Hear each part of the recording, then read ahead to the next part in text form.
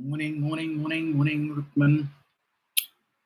Daniela Williams, morning, Galen Jackson, morning to you. Pauline Buckmeyer, morning. Kathleen Key, morning. Ruben Rogers, good morning. Jeremy Lewis, morning. And, happy coming New Year to all of you all as well.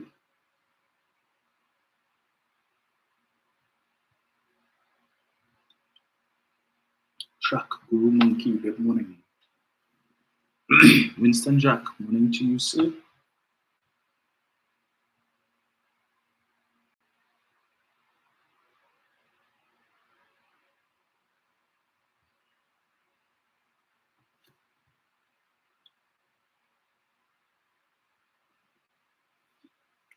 Josephine Guy, morning to you. Arthur Lucian James, good morning.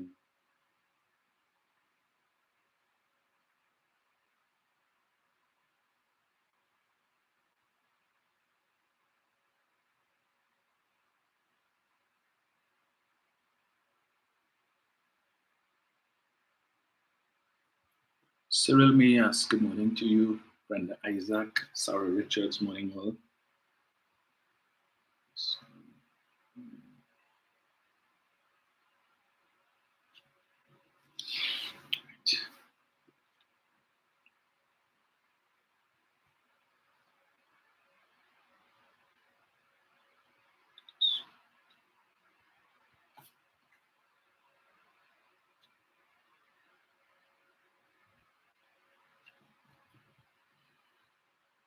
Christina.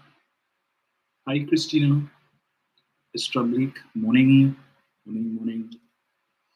Estra, I got your email, so I shall do the needful.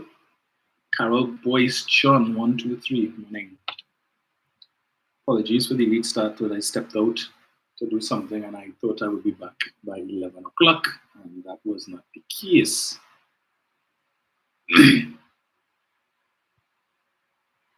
So, get this here.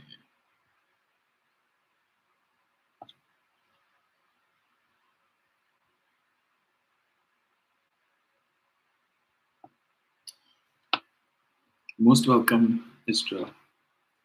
So we see here, so it's 11:25 on this, the last day of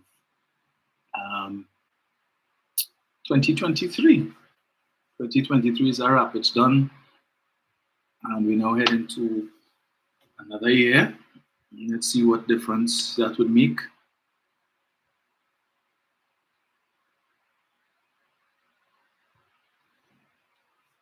Arthur James, Carlos Fonele, morning. Arthur James. Daniela Williams, Anon, morning to you guys. Arthur, yes, sir. Arthur, Carlos, you can just send me a WhatsApp on 7701763. Yeah, 7701763. Lenny Ramirez, good morning to you, sir. Thank you for the belated birthday greetings, and a happy new year to you as well. Morning, Roland. Kurt Shaw, grand rising to you as well. Let me see if I get this thing here. Let me say good morning also to Mother Tuna Puna. And Dimitri McEwen, morning. Or Dementry, sorry.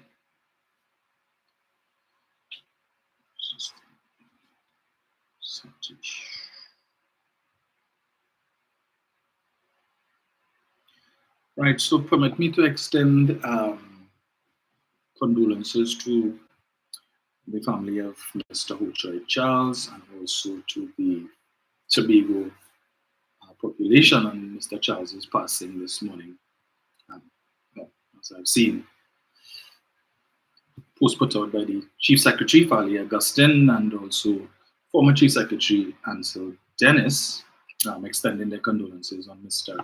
Charles's passing. Certainly, he was an icon on Tobago's politics. Tobago's political landscape would not be what it was had it not been for the contributions of Mr. Charles, among others. But Mr. Charles certainly was one of the notable ones because of his commentary, both as Chief Secretary and when he subsequently left that post. Of course, we know that there would be some things for which Mr. Charles would be remembered during his tenure as Chief Secretary, but that is part of life. I understand he'd been ailing for a little while, but in his last days, well, earlier on this year when he was still in good health, certainly he was an advisor, as we understand, to Farley Augustine, especially in the wake of Audiogate, when Mr. Charles would have done, I think, one of his last interviews on I-95.5, and he would have indicated that he would have been giving advice to those folks on that matter. So, to the people in Tobago, condolences to you. PF Cutters, welcome. Good morning. So it's 11:28. Let me see if I can get straight into it one time. On this, the last day of 2023, and I know some of you are preparing for later. Whatever it is that you will be doing, please keep safe. If it is that you're going out to a New Year's Eve party, or just staying home to light up fireworks, whatever it is that you're doing, keep safe. Morning, Marva. Morning, Sharon. Yes, Trevor Briggs says condolences to the family of Mr. Charles. Yes. So, never a dull moment in sweet TNT. Yeah? So many things I wanted to touch on this morning, but it's too much. And so I will try and see what I can pull out. Because the first thing I wanted to touch on, since we're on the topic of Tobago, was that post by a passenger from one of the cruise ships that came in last week, and the experience that she had with a Tobago taxi driver who, as she said, attempted to extort her and her husband out of money.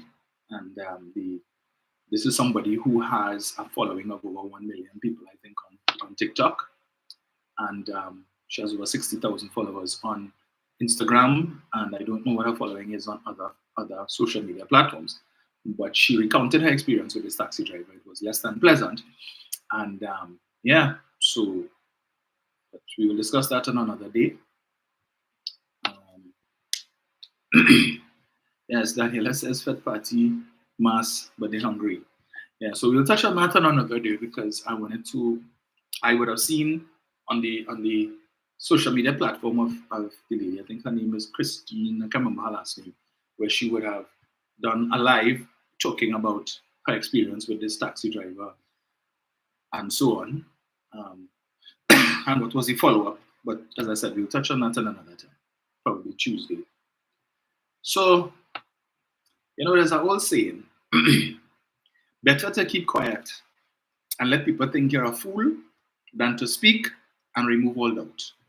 And I want to attribute that saying this morning to a usual topic on this person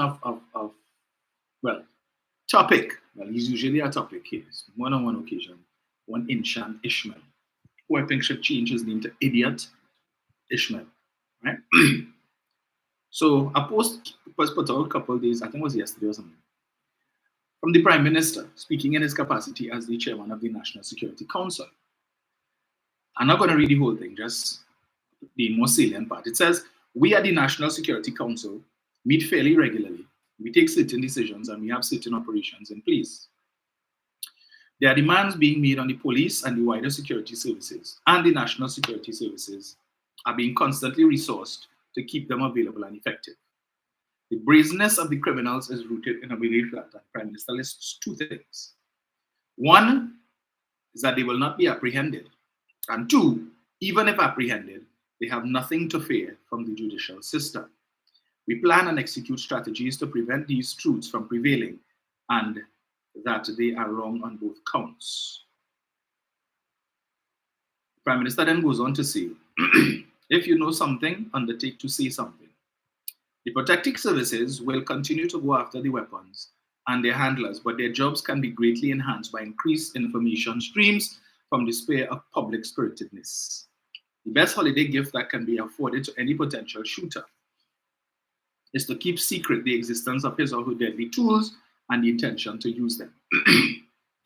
The protection of the society is a 24-hour, 7 days a week exercise, which will remain the duty and focus of the state as we continue to confront all those who choose violent crime as their contribution to the nation's challenges. That was just a bit of what the Prime Minister would have put out. And basically, the Prime Minister is calling on the wider citizenry to become more involved in the fight against crime. That there is only so much the government can do, there is only so much the police can do, and as he says, if you know something, say something. If it is you don't want to go to the police directly and report because you figure the police in cahoots with the criminal element and you can't trust the police, there are other mechanisms that you could use. You have Crime Stoppers, where you could call it 800 tips. Give a tip, you don't have to say or you don't have to give them information with respect to your name and these kind of things. You give your tip, they give you a number. So a number is assigned to you, so that is the only way they could know if it is that your tip results in an arrest and also a subsequent conviction. Of course, you would be entitled to a reward, an incentive for you to assist, right? Nothing wrong with that. Nothing wrong with the Prime Minister calling on the members of the public who have a vested interest in a reduction in crime to assist the state, assist government in whatever way that you can, right? Whatever way that you can. But certain people have an issue with the Prime Minister's call for members of the public to help the government, help the police, help law enforcement by, in whatever way you can, but in particular, providing information. Or in instances where you may be the victim of a crime or witness to a crime, when the case comes before the court, that you not frustrate the process by refusing to testify. Now, we know there are certain concerns people have with that too, understandably. Let me just read for you all what idiot Ishmael had to say. Well, I see he now posted about, but that's not the post. This is what he says here. Put out this just now. Good morning, Mr. Criminal. Citizens, limited funds in the bank and home, 1 or 2 vehicles, limited family jewelry. Government MPs and ministers, unlimited cash from kickbacks in almost every ministry. Multiple vehicles, most paid for by using tax exemptions, so costing small money. Gold, diamonds, and watches worth millions, 85-inch TVs, audio systems, home entertainment equipment, the list goes on and on. You know, I long for the day when this man will be made to pay for his mouth. See, because he liked to sue and figure the courthouses for him alone. But you know it have government MPs and ministers who have unlimited cash from kickbacks. So I'll provide the proof now. The same thing the Prime Minister is saying. If you know something, say something. And if you have evidence of this, instead of only putting your size 12 in your mouth and talking trash, go to the police and report it. Report since you know and you have empirical data and evidence that members of government thieving money and they have money from kickbacks. So Mr. Ishmael, go to the police, report it, and have these ministers and these MPs arrested. Why you don't do that?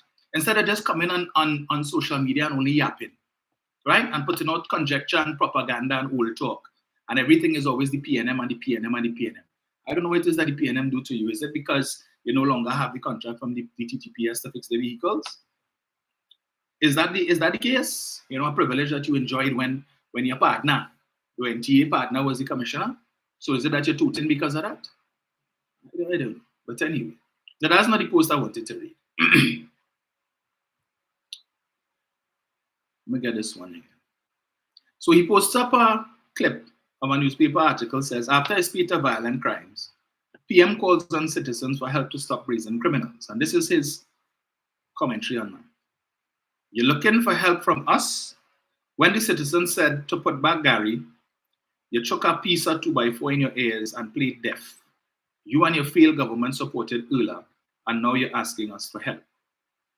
You have a man who failed in every ministry he headed or was part of as Minister of National Security.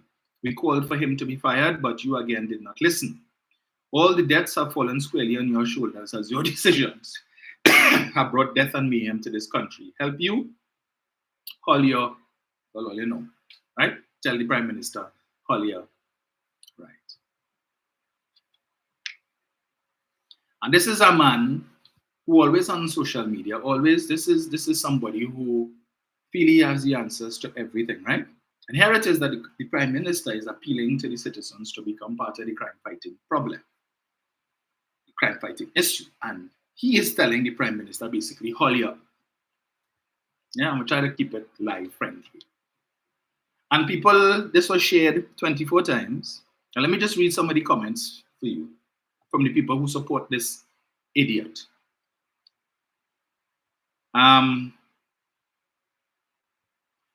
Let him do his work, taxpayers paying him and his cult to keep the citizenry safe. Another one says, well said, Inshan. Another one says, the only way to help us get rid of the PNM and the UNC. Another one says, let him call Gary Griffith now. You want help. Who you trying to fool? Another one says, facts. Another one says, Gary was doing an awesome job. Another one says, the best I've heard from you for the year. Wow, Inshan, perfect. Well said. And is that? Another one says, say it louder like all of them deaf. What is happening is totally insane. Well said, Inshan. I love it. Another one says, put back Gary and let him do his job. Another one says, the citizens asking he for help and he turn around and asking the citizens. What kind of mockery is this? We in a barrel full of tata. We don't have a government, we have clowns running this country. That's what he does. He puts up posts to encourage a whole set of comments that are anti-government, right? So he's telling you, don't help the government. Don't help the police. Don't help the security forces in the fight against crime. So they want to see a reduction in crime. But the responsibility is the Prime Minister, the Minister of National Security, and it seems, according to them, it ends there. It's just those two people responsible for fighting crime. And I make the point, I've made it before and I'll say it again. When Gary Griffith was Commissioner of Police, and he was supposedly doing things that the population enjoyed, that the population liked, because while there was not a complete eradication of crime, with the assistance of certain circumstances that existed at the time, COVID and so on, Gary Griffith was commissioner during COVID, and you had lockdown, you had state of emergency, curfew, and all of these different things, which would have impacted on the ability of the criminal element to have free reign and to do whatever it is they want. And so we would have seen a reduction in murders, but they don't ever want to attribute that aspect of it. It's only because Gary the Great was the best commissioner of police we ever had in this country, and it's all of the different strategies that he put in place is why you had a seeming reduction in the number of murders, right? That's the impression that they want to get. So Gary was the greatest thing since sliced bread. But when that was happening, nobody was giving kudos to Fitzgerald Hines. Nobody was giving kudos to Stuart Young. Nobody was giving kudos to the Prime Minister to say, the job well done. Well done, government, in bringing down the number of murders. Well done in controlling. And nobody was praising any member of government for that. It was Gary this and Gary that and Gary Griffith and everything was Gary. It was all Gary. Only the commissioner and Gary Griffith was responsible for that. So if that is their logic, that the commissioner of police has the ability and the wherewithal to deal with crime on his or her own without any interference or without any contribution from the Prime Minister, the Minister of National Security, the National Security Council, any of them, then my question to them is simply this, right? Why it is only on Mr. Hines' case now? When things was going good, seemingly going good under Gary, well, I wasn't praising Hines. You all weren't giving Hines any credit. Now things ain't going so good. Under a different commissioner of police, all you're blaming Hines. But we're not looking at the commissioner of police, right? No, we're not looking at the TTPS. It's only Hines, so Hines must go. And put who? Right? And put who? Mr. Hines is part of a cabinet. Mr. Hines cannot make any decisions without cabinet approval. Any major decision that has to do with crime fighting strategies and so on, Mr. Hines cannot make any decision without the cabinet.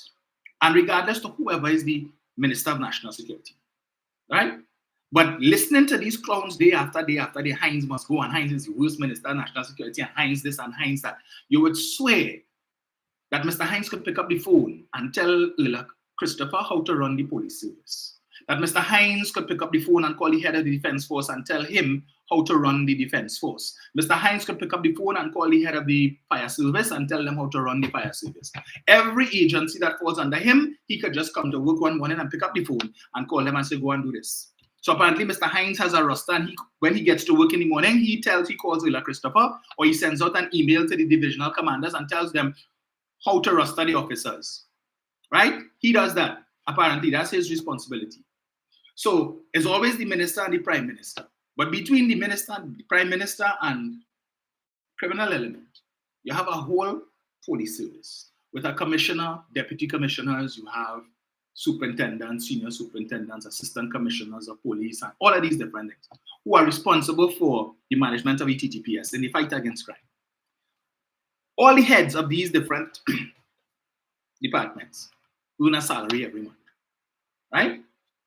Accountability. But we bypass all of them and we quick to blame the minister, quick to blame the government and the prime minister. All of these folks, from the commissioner come down, it's as if they don't exist. Well, it's best, Mr. Hines, when you go back to the police service, right? Get a uniform. And when you get up in the morning, strap on your gun belt, jump on your horse, and you and Dr. Rowley do the same thing and all go and fight crime. Maybe that's what should happen. And let us forget the heads of the police service. Now, I am not saying the police not doing well. They're doing the best that they can. Well, then they're not doing, they could do better. I think they could do better. But at least they try. But it is not to the satisfaction of the average citizen, who is of the view that you had to deal with the issue of trust in the police service. Case in point, we had a police killing that took place last week, where a young man and his girlfriend were shot to death in their bed by the police. And when one listens to the account given by the police, and there are some questions that needs to be answered, right? It not sounding 100% convincing, because what we are told is that the police announced that it was police. They say that the man fired a shot, they returned fire, and both he and the young lady were killed. And when they entered the room, both the individual and the young lady, well, the young lady was under the covers, as was the guy. Now I'm thinking if they shout police, whoever it is. So anyway, let me not analyze. I ain't no police officer. The investigation will bear out hopefully bear out the truth in that matter. But when things like this happen, and the account given by the security services is a little bit questionable, what it does, it affects public confidence in the police service, right? Because they hear a whole thing about it was some personal vendetta because the fella was involved with somebody girl, and the person who girlfriend it was have some link with it. Anyway, whatever it is, they will sort out that, right? They will sort out. But if you need to fight crime, the first thing you need to do is to build public confidence in the police. That is the only way you'll get members of the public to work with the police, and if they know something, say something. But people know, and they're not saying anything for a myriad of reasons. They ain't saying nothing, right? But just to come back to this idiot in Judicial, who is basically telling the Prime Minister, you see, on this call, you're calling on the citizens to become more involved in the crime fight, to haul you so and so. Right. Probably still tooting from when the Prime Minister told him to kiss his backside a couple of years ago in the email, the private email between the two of them that he decided to put out. I don't know if it's maybe since then he was warning Dr. Rowley long before. But I don't know if that left him particularly incensed. So now he's taking this opportunity to tell the Prime Minister, haul. Right. So he's telling the citizenry, don't bother to help the police, don't help the government. As they work, all their taxpayers' money, paying them, let them solve the problem of crime. Right? So he probably still tooting too for his guard boot that he put up that was demolished. Now he wants to sue one of the villagers who say the guard boot belongs to him. Everything for he used to sue. Sue. You have plenty of money, man. Richard Jagasa liking himself. Yeah? Liking himself, wasting the court's time when they could be dealing with other serious matters. Tying up the court's time with these foolish lawsuits. But anyway, that's Mr. Ishmael for you, right? When I say it again, it's better you keep quiet and let people think you're a fool than to speak and remove all doubt. And he is a consummate dunce. He is the poster boy for money does not make you bright. Money can't buy common sense. And with all the money that he has, clearly, He has no sense. Right? He has no sense. But you're complaining about the state of crime in the country, you know, murders and whatnot and all that. Whose fault is that? Whose fault is that? Can't answer that question, but just everything is blame the government.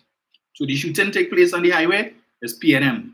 And they always say that every time something like that happen, is PNM children do it. It's children from PNM constituencies. So only PNM people do that.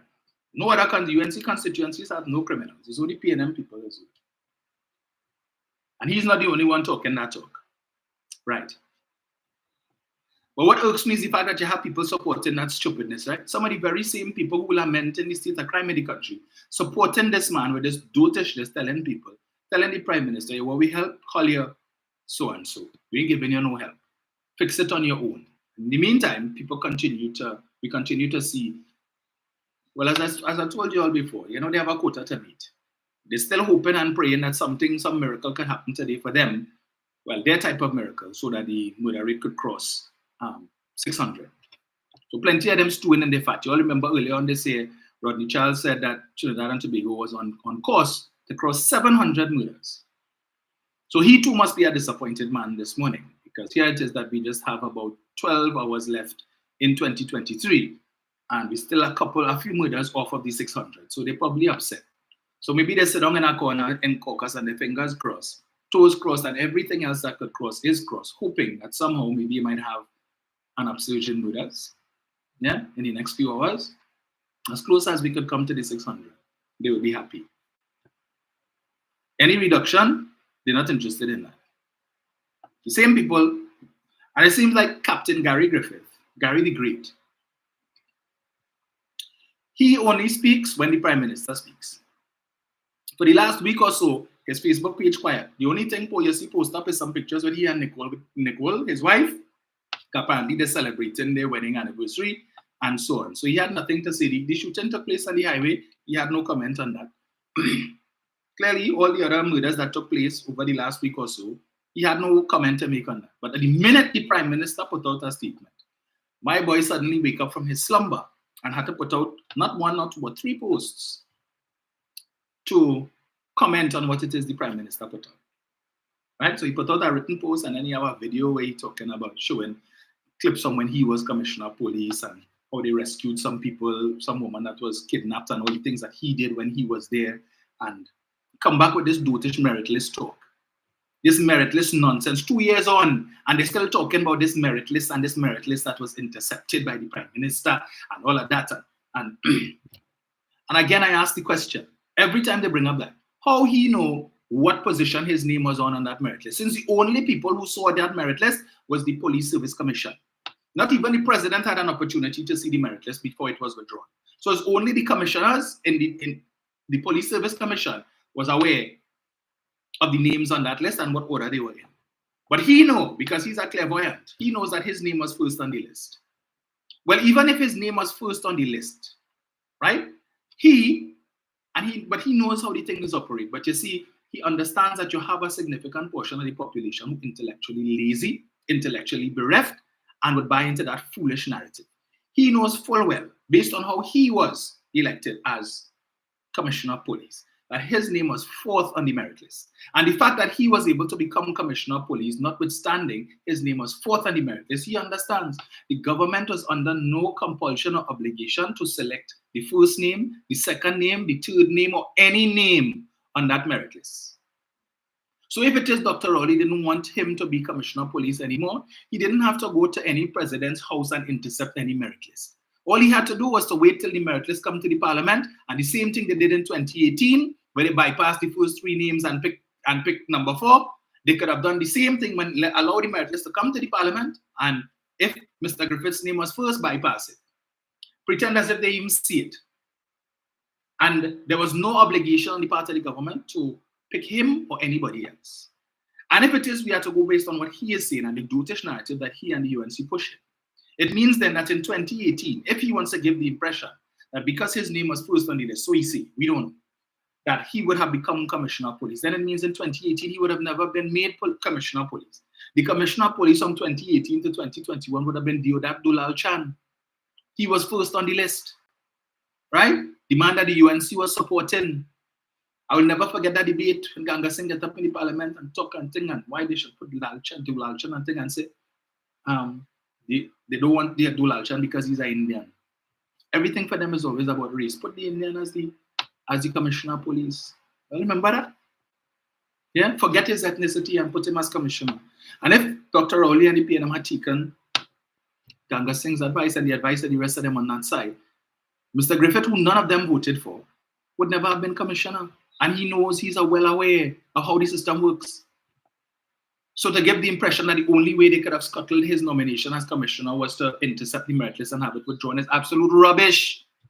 In fact, it should have come to the parliament and let him suffer that embarrassment. Bypass him completely, and then what would he have said? What would he have said then? It's nothing different from what he's saying now, that is vindictiveness and whatnot. It is the very same Keith Rowley who was instrumental in his selection as Commissioner of Police. When I interviewed Mr. Hines, as you all may recall, on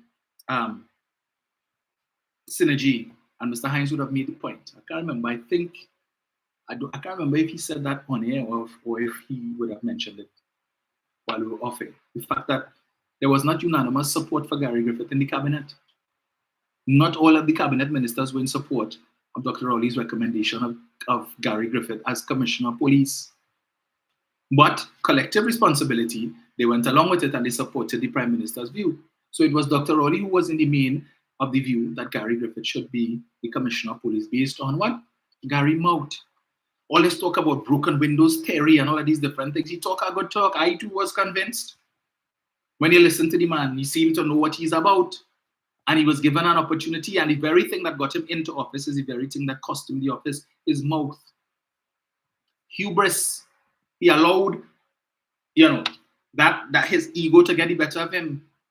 And when you figure that you want to disrespect the Prime Minister and tell the Prime Minister whatever it is that you want, what do you expect it to happen? When the Prime Minister wrote to the Service Commission, the Police Service Commission, indicating to them he had lost confidence in Mr. Griffith, did he not continue as Commissioner?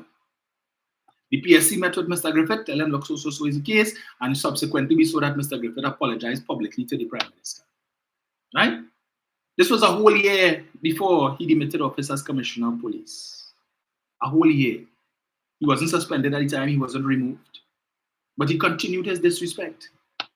But Ole figure, oh, Gary was the best thing, and Gary, really? The best thing, the same people who talking about presumption of innocence and that persons who are accused must get bail because it is a constitutional right. These are the same people who were applauding when two men who were held for the abduction and murder of Andrea Barrett died under similar circumstances. One man fell off a chair, and the head of the police service had the audacity and the temerity to tell us, the citizens, the man sustained those injuries because he fell off a chair. He fell off a chair in the hospital. What he was doing in the hospital in the first place? How he reached in the hospital? What warranted him the necessity for him to go to the hospital? And when the autopsy was done, the kind of serious damage and injuries that the autopsy showed this man would have suffered prior to his death. The injuries that resulted in his death with broken ribs and all kind of thing and skull fracture and all of that happened because he fell off of a chair. Right? Never had the opportunity to even present before. He wasn't charged. He didn't get the opportunity to be presented before a court to plead. None of that happened. But today, the same people who supported that and who applauded that, right? And the other guy who was also apprehended, and he too suffered a similar fate, died because of injuries that he sustained while he was in police custody.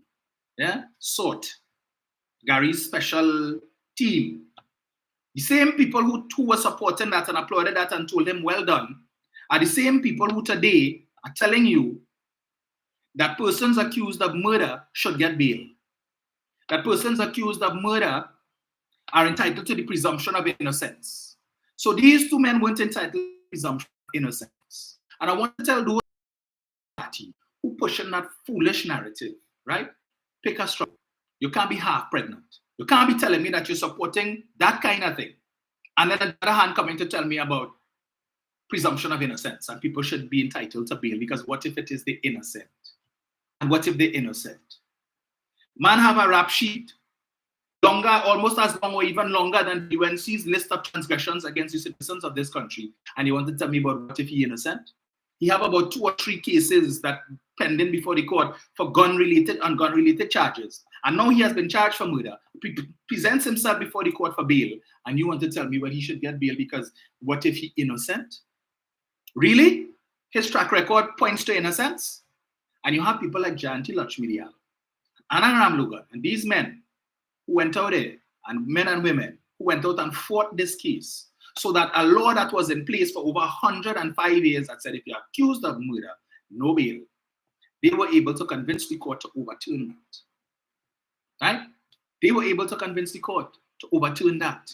So now, and let me just touch on that again in the Prime Minister's arm. Let me just get this here. Just to reinforce that. And I come into Jillian John just now. Because I wanted to touch on that under Jillian. But I will, as I hear, let me deal with it one time. The Prime Minister said the brazenness of the criminals is rooted in a belief that 1, they will not be apprehended. So we're talking about crime detection. And 2, even if apprehended, they have nothing to fear from the judicial system. Why don't they fear being apprehended? Right? Because the detection rate is abysmally low. And it's not now. It didn't happen in the last 5 years or the last 8 years. Since 2012, I read for you all on at least 2 occasions a newspaper article that quoted Gillian Lucky, now Justice Gillian Lucky. At that time, she was the head of the Police Complaints Authority, in which she identified 2 things that was dismantled by the People's Partnership that put a dent in the upward trajectory of crime detection in the police service. She said when they took the decision to remove the blimp and when they dismantled SAUT, S-A-U-T-T, Gillian Lucky at that time identified those 2 things. And she said that crime detection in the TTPS was heading in the right direction, upward trajectory, right? It was moving into the amount of persons who were being apprehended for various crimes was improving because of those 2 things put in place by the Patrick Manning administration.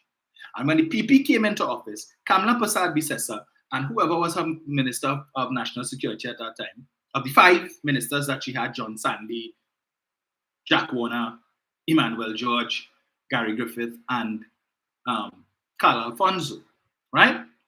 They took a decision to get rid of the blimp because they were attacking the blimp even while they were in opposition. So we know what their position was on that. They also were attacking SAUT because they were saying it's an illegal entity and la la la. Notwithstanding the results, the good work, because remember SAUT was made up not just of local police officers.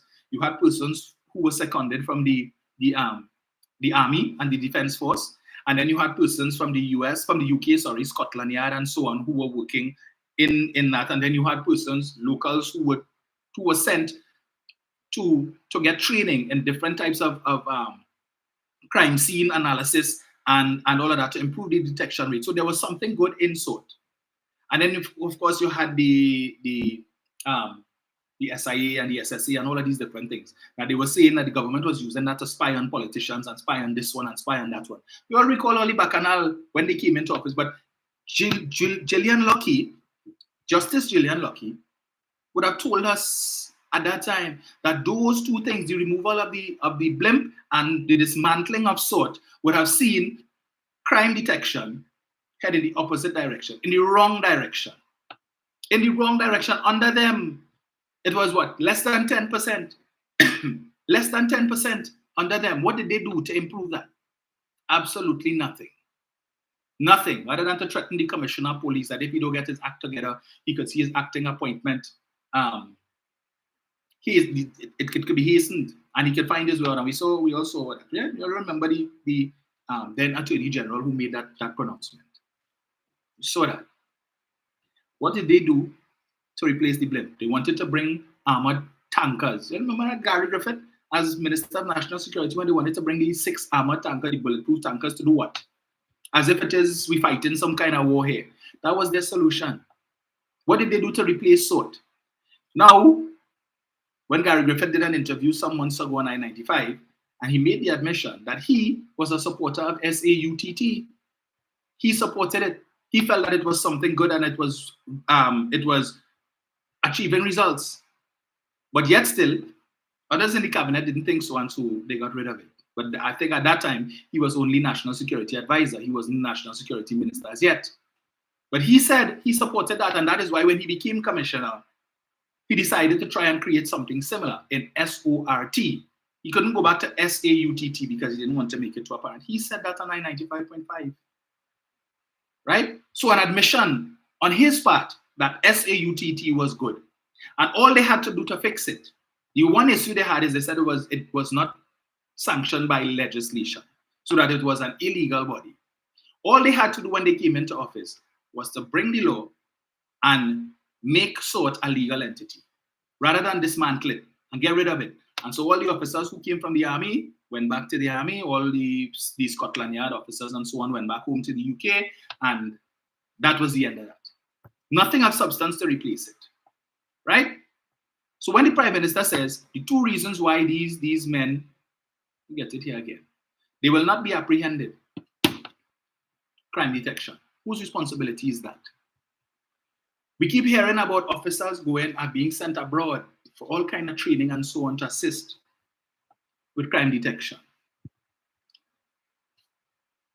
Is that working? I don't know. He said even if they are apprehended, they have nothing to fear from the judicial system. And that is so true. Once upon a time, the criminals in this country, one of the deterrents was the fear that if you got apprehended for murder, you would have to go and sit down in remand yard for 10 to 15 years before your case called. So you had to endure the unsanitary conditions that we know exists in remand, right? You had to suffer the loss of your freedom, the ability you could get up what time you want, you go out, you walk on the road, you smoke a weed, you sit down on the block, you talk a piece of chopness, you go and you look for a kettle somewhere and you get a little some, and as the case may be, and you're free to do all of that, right? But the fear that if it is you commit a murder and you get up and the police hold you and you end up in remand, you lost all of that. That deterrent is no longer there because thanks to Jayanti Lakshmi and Anand Ram Logan, these guys know, hey, and they know people too who could support that hey, if it is you kill a man, you're worrying yourself. Worst case, you might spend 2 days lying down on a concrete slab in a police station while you're waiting to appear before the magistrate. So if you kill the man today, by next week, you have to worry yourself, you're back out on bail, you're out on bail. So you're afraid. You ain't going inside remand. You even smelling remand. Thanks to who? The UNC. Jayanti Lakshmi, Anand Ram Logan, et al. Thanks to them. So these guys did the brazen. Imagine they committed murders now in front of police station. They committed the fella they killed in front of the Belmont police station a couple months ago.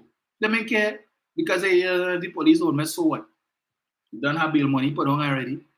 And we have lawyers waiting on standby to run before the court, make an application, and these guys, they know people, they have friends who have done the same thing, committed murders and out on bail. So they know they might worry. They have no fear again of being locked up. So what the hell? And when they go and they get bail, what do you think? Remember Jayanti a couple months ago talking nonsense during the budget debate about the PNM figure that the only way they could deal with crime is to deny bail, which is a constitutional right. And when you deny people bail, you create single parent homes and fatherless children. Are there any examples for the children? That's the type of example you want to set. But that is Jayanti's argument. You're creating single parent homes, single mother homes. Yes? So these guys need to get bail so that they could go back out and their children could have a 2-parent home and they could go and work and support their families. Work doing what? Before they were charged, were they doing legitimate work? What was the job they had before? And if they had a legitimate job before, notwithstanding being involved in criminal activity, right? When it is that if they have to go and look for a job now, most of which the employer would require a certificate of character. What is certificate of character say?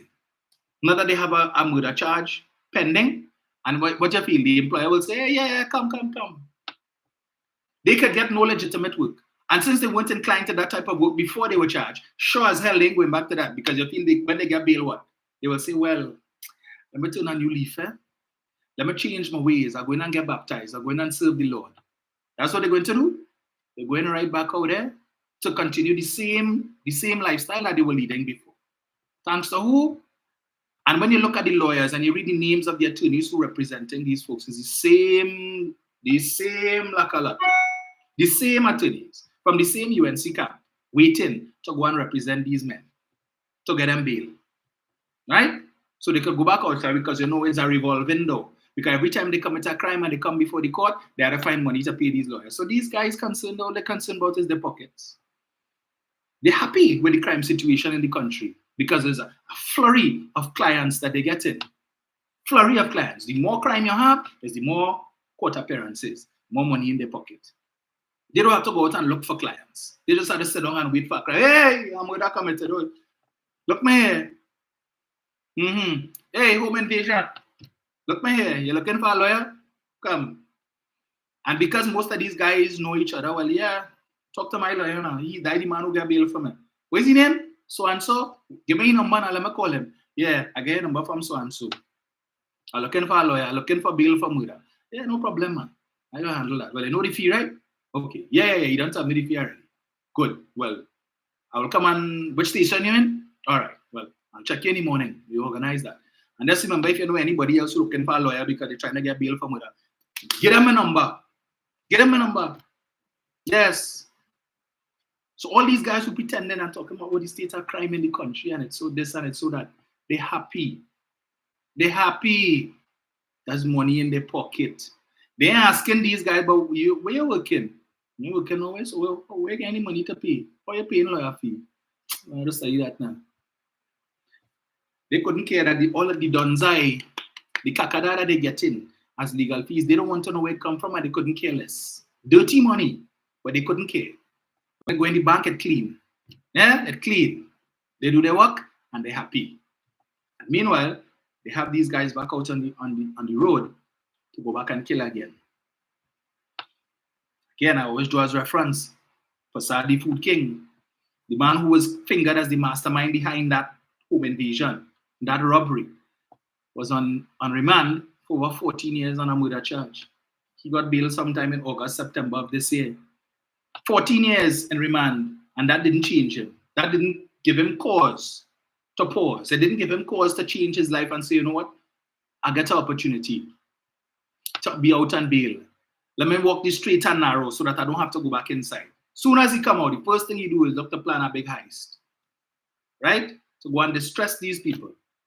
Unfortunately, he didn't kill them. Fortunately. But 14 years on remand did nothing to reform him. He couldn't wait to go back outside to continue his life of crime. But the UNC would have you believe that if you get them bail, something good will happen. All of a sudden, they'll have a Damascus moment. Jesus will appear and blind them and show them the error in their ways. And then when he restores their sight, they will become disciples and apostles, and they will go and preach the word. That's what's supposed to happen. Right? Almost every single person who has gotten bail for murder, who was inside before, and thanks to Lakshmi Diyal and Ram Logan and others who have gotten an opportunity to come out, almost every one of them, you will see, ended up back before the courts on gun-related charges. The police find them somewhere with a cache of guns and ammunition, or they were involved in some robbery or something, or they ended up dying in a shootout with the police. But that is not sufficient data for the UNC to say, here, what now? Maybe we made a mistake. Maybe we made a mistake. Instead, they continue to double down and triple down on the foolishness to give you the impression talking about presumption of innocence. So the other day when you had Senior Counsel Avery Sinanan, in the face of the increase in murders, saying, well, you know, maybe the time has come for us to review certain crimes for which bail is accessible. Yes, bail is a constitutional right, but we need to look at certain crimes for which we need to be a little more stringent with respect to who will be given bail to. Where was Mr. Sinanan to say that when it is Ram Logan and Lakshmi Diyal and the others who before the court, petitioning the court to make murder a bailable offense? Where was he? Where was the Law Association to say we don't support that? Nowhere. But after this horse has bolted from the stable and they got the law overturned, and now you're seeing the consequences of it, you come in and say, well, maybe we should relook that. No, we should have relooked it even before the law was overturned, Mr. Sinanan. Not after the fact. You should have been proactive. You should have been leading a caucus of lawyers to say, hey, we don't support this. But instead, no, let's stay quiet and hush all your mouth. And the court overturned it. And now these guys getting bail easy, kissing hand. But we concerned as to the murder situation in the country. As I said, these guys ain't afraid no more. But let me play something for you, right?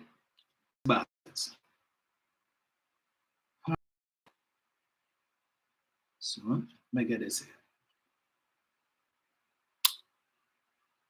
So, I saw the PNM's Women's League put out a post condemning Jolene John for certain statements that she would have made last week at one of the UNC's many waste of time press conferences that they have now. I think it was last week Tuesday or something. So, and as usual, often, as they often want to do, blame the PNM, and it's only PNM children or the children of PNM supporters committing murders and so on, right?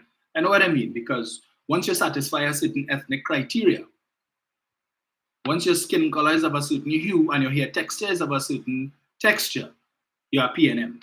Because apparently these boys, these young guys, and when you look at the ages of these guys when they're apprehended is between 17, 18, 27 to 29.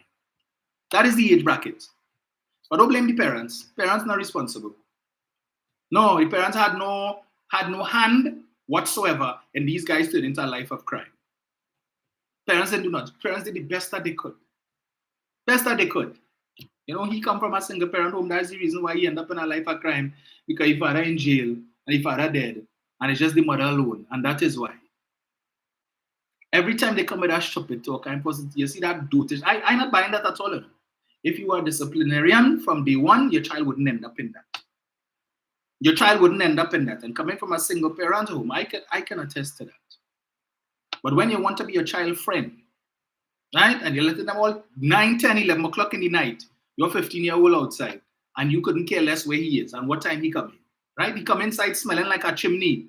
You're smelling the weed strong, but you ain't gonna ask a question. Because you smoking weed and your husband smoking weed, all of them smoking weed, the whole house. So you can't tell him, you have no moral authority to tell him, don't smoke. And don't smoke weed, because you doing it. I can tell you, you smoking it. You smoking it, mommy, and daddy smoking it too, and big brother smoking it. So how all you can tell me don't smoke it? If something wrong with it, how is it all you could do is with it? It's an age thing. So because I'm 15 and 16, so what? Wait until I'm 18 and then start to smoke it? When you're sending it, hey, come, Jeremiah, come. Go and buy a 10-piece there for me. You're giving him the money to go and buy it. And you're sending him to go and buy it. So you have no moral authority to tell him anything. So when he outside 10 o'clock in the night, half the time you outside with him too. Yeah? Father on the block with him, all our linemen. No, let's sit down and only passing it. You have passing it around. You sit down smoking with your son, and that is a good thing. 15, 16 years old, and he couldn't care. When he gone to school, and he's smoking it in school, and he gets suspended. Yeah, all right, what are you going to do? You have any moral authority to tell him anything? Because they're allowing him to do it at home, so you go to school, we expect any difference? Probably in some cases, he carrying it to school too, and enticing other people's children to partake. When the school call you, I fed up by this so-and-so, but I know what this so-and-so to do again. And then when all they go home, it's like normal. Nothing, no difference. No difference, right? But you expect, no, don't blame the parents. It's not the parents. It's Keith Rowley's fault and it's Fitzgerald Hines' fault. Yeah, that's them fault. Don't blame me. I do the best that I could. If you can't mind, don't make. Simple as that. If you cannot mind, don't make. Because when you make and you can't mind, and then they become problems. But when the Prime Minister describes them as monsters, all your vex. All your vex. Then he said the children, and then he Rowley said they're behaving like hyenas in the African jungle. How are they behaving? That is not their behavior. The Prime Minister called it as he see it, but all your vex. Rowley shouldn't say that. No. I'm going to play Jolene John for you. I'm playing much. Right? It's just about 3 or 4 minutes. The most salient part of what she said. Just put this on here. Give me 1 second. Listen to the hypocrisy of Jolene John speaking on behalf of the UNC. Let me get this here.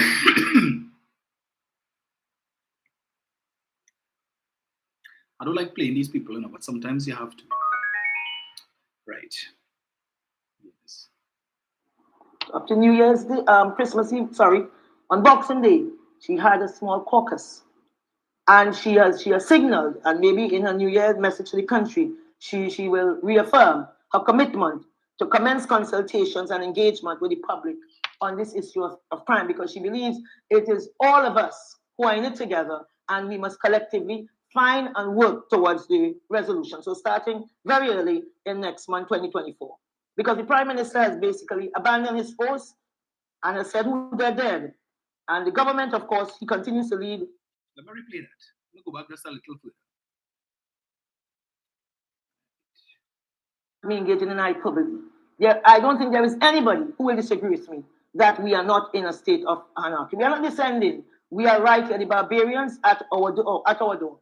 And getting back to any state of normalcy will take leadership and resolve, who we can and must rally, all of us collectively, to take responsibility to save our own lives, to become active in our communities in an all-out effort to restore our country to good order. In that regard, the leader of the opposition, up to New Year's Day, Christmas Eve, sorry, on Boxing Day, she had a small caucus. And she has signaled, and maybe in her New Year's message to the country, she will reaffirm her commitment to commence consultations and engagement with the public on this issue of crime, because she believes it is all of us who are in it together, and we must collectively find and work towards the resolution. So starting. Right. So you heard what she just said there, right? Kamala had a caucus on Boxing Day, and a decision was taken that they are going to engage in consultations with members of the public, because she believes if we are to fight crime, it must be all of us, the whole country, not just Keith Rowley and Fitzgerald Hines. No, it's contrary to what some people are saying, based on what Jolene just told you. Just heard Jolene say that. Kamala is of the view we must engage the entire country. You see Inisha Ishmael put up any post cussing Kamala for that and telling Kamala how she so and so? No. Dr. Rowley said the same thing, calling on the citizens, let us come together, right, to deal with this crime menace. Help the police, help the law enforcement authorities. He is calling on the population for help. Prime Minister said, you're going to put up a post on your Facebook page to tell the Prime Minister how he's so and so. Yeah, but you wouldn't tell Kamala, who asking the same thing, who want to consult with the population, so we will fight crime as a nation, not as individuals. He didn't put up no post to tell Kamala what to get off. He wouldn't tell Kamala, take that and put it where the monkey put the nuts. But you will tell Dr. Rowley that. Clearly, we see where he is not genuine. But we know that long time. We know that long time. My issue is that this man has followers, right? And when he puts out things, people share it and they support it. And he is among the cohort of persons who encourage people to be hating on the Prime Minister and disrespecting the Prime Minister and the government and ministers. So Kamala could say, let me consult. Country come together, but Keith Rowley mustn't say it. All right, we're going again. Very early in next month, 2024. Because the Prime Minister has basically abandoned his post and has said who they're dead. And the government, of course, he continues to lead with the blame game, putting plasters on nothing, nonsense, gibberish talk, with no follow-up action, zesting and flexing, and criminals running havoc. Young men, mainly black, unafraid of dying. Young men, mainly black. Ms. John, what is your definition of black? Is it that only persons of African descent are considered black, Ms. John? That's, so black is what? It's a race. It's not a skin color. So young men, mostly black. What does that mean? What does that mean, Ms. John? Is it that you're saying that? Anyway, we know what she means, right? We know what she means. But you see this thing she said there just now about the Prime Minister say who they're dead? Shame on Jolene John for coming back with that foolishness. The Prime Minister never said who they're dead. I have spoken on that on numerous occasions, that the only time those words came out of the Prime Minister's mouth is when he sought to characterize the position of the union, in particular the OWTU, and their utterances when, under COVID, the Prime Minister and the government took a decision that public servants ought to get vaccinated. And for those who chose not to get vaccinated, that they would be furloughed, because in an attempt to control the spread of the virus, we cannot have unvaccinated persons coming to work and infecting other persons. When the Prime Minister made that announcement and that government's intention was to bring a law to make it mandatory for public servants to take the vaccine, And if you didn't take the vaccine, well, you take a rest until the COVID subside, and then you come back out to work and so on. The union was of the position that the government was fast and out of place, and therefore the union's position was leave it to choice. Who want to take the vaccine, let them take it. And who don't want to take it, that is their choice. If they decide to not take the vaccine and they get sick and they die, that is their choice. And who want to take it and run the risk if they feel the vaccine, because they were saying that the vaccine had this and that in it, leave it up to the people to decide. Don't try to legislate to force nobody. That is, and Dr. Rowley said, the position of the union, those utterances can best be described as who live, and who dead. And the union saying, leave it up to them.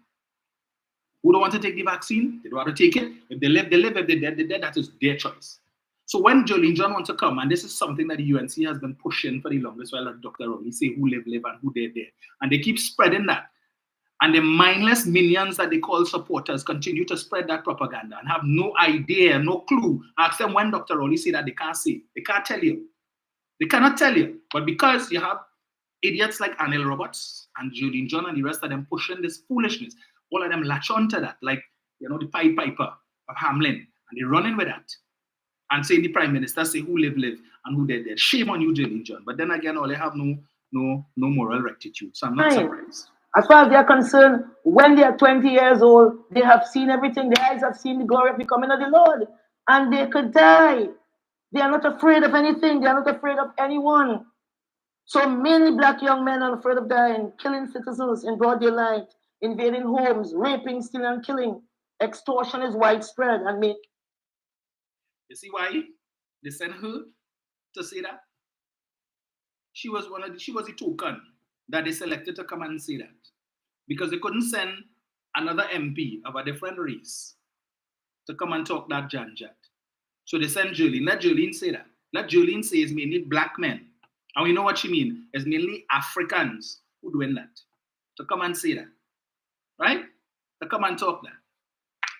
Let Jolene say it. Why they didn't send Modilal to say that? Why didn't send Rushton Parry or Barry Padara to come and say that nonsense? But you send Jolene, and she happy to come and talk that talk. Talking about is mainly black. Say what you want to say, Jolene. Say what you want to say.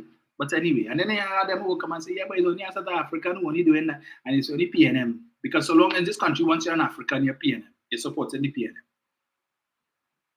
But they're not willing, they're not quick to take same responsibility when it is that you hear land fraud take place, or some crookery, or some bubble take place in licensing, with people vehicle transferred and they don't know nothing about it. Or when in the San Juan Lavantel Regional Corporation, you all remember when some $20-something million went missing, and when they put up the mugshots of all the people who were involved in it, what was the one characteristic that they had in common? They wouldn't talk about that. No, they wouldn't talk about that. I want to ask Jolene, how much are these black, as you put it, is involved in that kind of crime, white collar crime? How many are them? But apparently white collar crime is not a crime in this country. No, white collar crime is not a crime. That's a small thing. That ain't hurting nobody. We're only focusing on violent crime. Murder, rape, I should say extortion and that kind of thing. Yes. Why? Because it's one ethnic group committing them crimes. But there's something that she said that I want you all to listen to carefully. Listen. Extortion is widespread and mainstream, and nothing from this government of quacks and invalids who don't appear to believe the children of the women who are the backbone of the PNM, that those children are worth saving. They don't believe that there is need for an intervention from the ground up, an intervention that is fundamental, brick by brick, stone by stone, child by child, school by school, pole by pole, standpipe by standpipe. That's how we have to take it. There is no magic and any miracle here. There is no burning bush. We have to do the hard fundamental work. The then Prime Minister Kamala Persad recognized the impending storm because it was a long time in coming, but the signs were clear. And what she did... You heard what she said there? Then Prime Minister Kamala Persad Bissessa, right? Then Prime Minister Kamala Persad Bissessa saw the oncoming storm. It was a long time in coming. So they didn't reach yet. That's what she's saying, huh?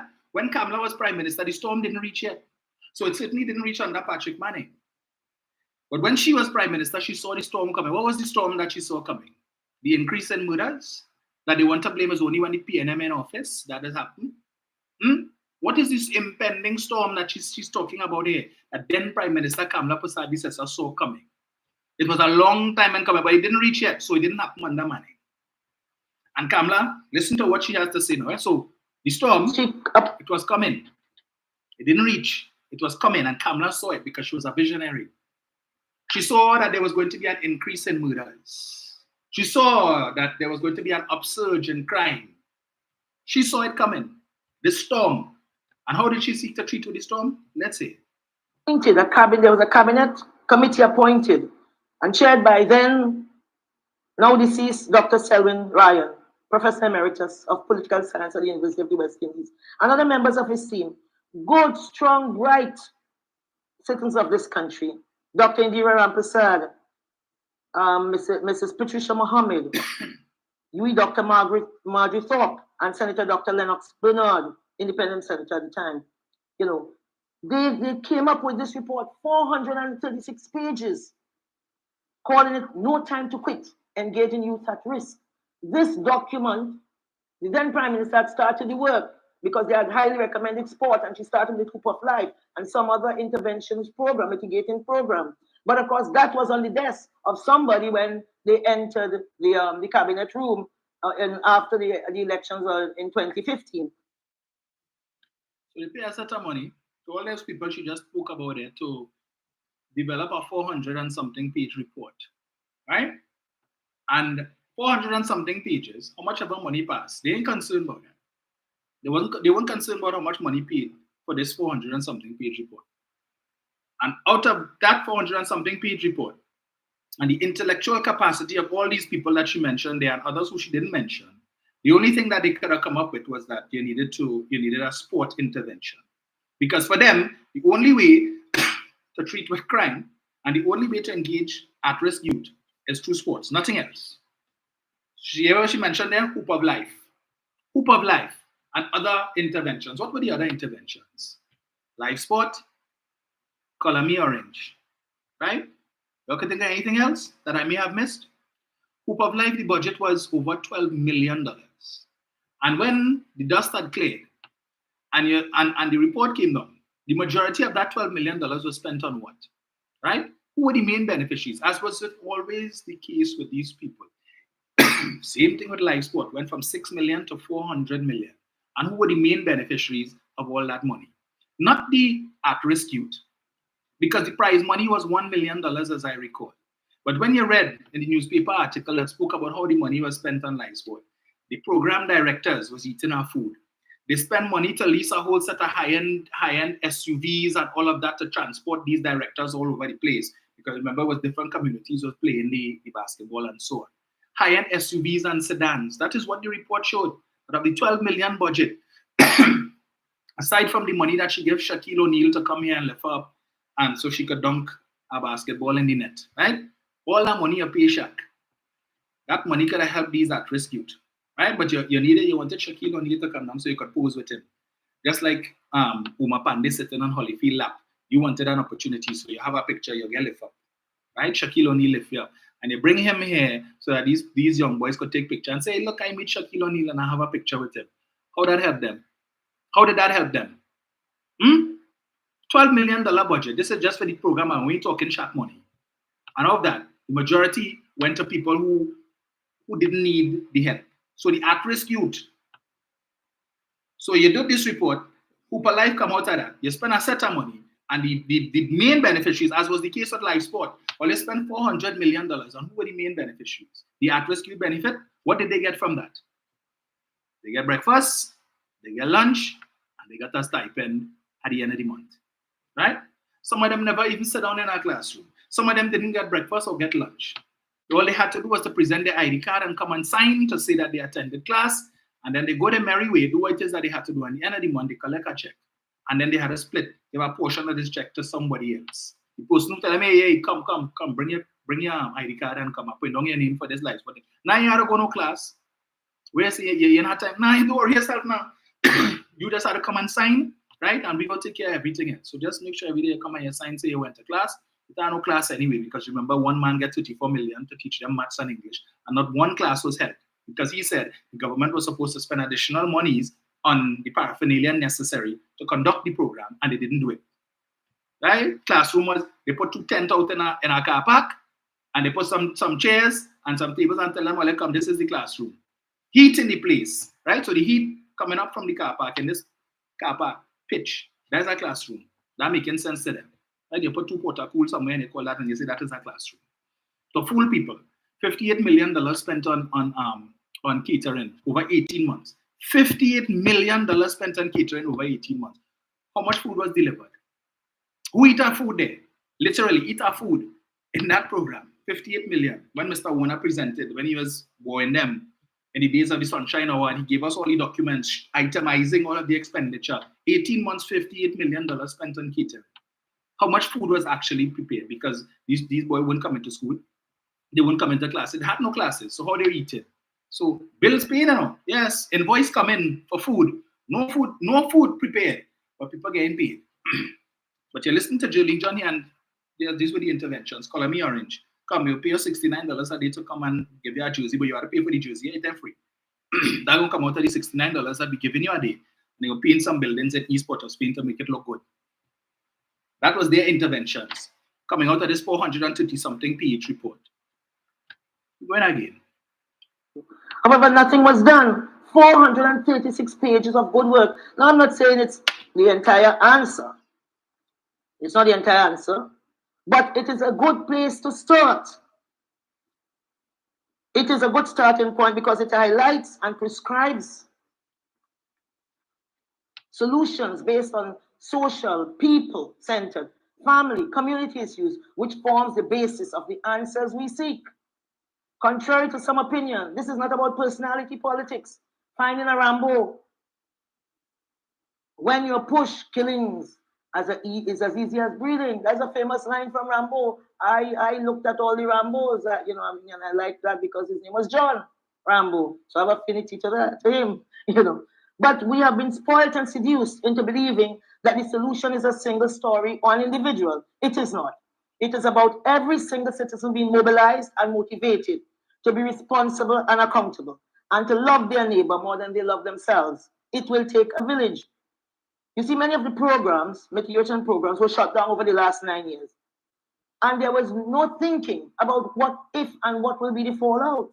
It's because the then or now government simply left it to metastasize. So crime is not a Laventille problem. It's not a hotspot problem. It is all over the country. It is a Trinidad and Tobago problem. The solution presented needs political will at all levels of government and civic engagement. So, have you ever heard hypocrisy more than that? That is the height of hypocrisy. Coming on that the intervention programs were all shut down in the last 9. Which programs, Jillian John? Who shut down live sport? Wasn't Keith Rowley, right? Of the few intervention programs that you all had, as you mentioned, Hooper Life, Color Me Orange, you didn't mention it, but we know. Live sport, I really think I had too much other things that you all did. Those were the main ones that stood out. Because of corruption that you all could not hide from. It is Kamla Prasad Bisesa who presented in the parliament and said, we're going to put an end, we're going to shut down the live sport program for the time being, because of this report that she got. And she believed every single thing that was in the report. That she came to the parliament and read it out. Let the population know this is what the audit committee has found. The wrongdoings in this program. She shut it down.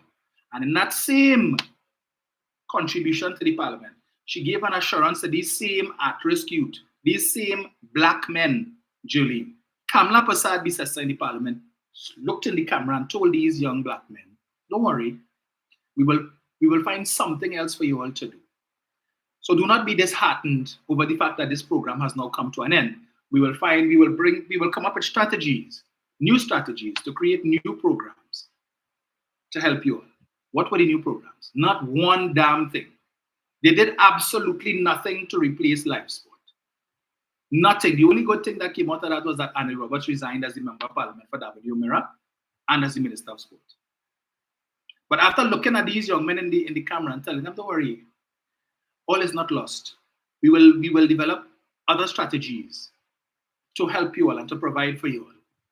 But as she said, that is PNM children. So they couldn't care about PNM children because Life Sport apparently was created for PNM children.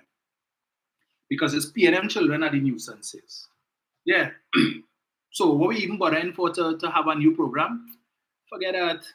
Forget that. All who want to eat our food, eat our food. They good. They pocket fat, they pocket deep, and we know we have a little something to assist in funding the election.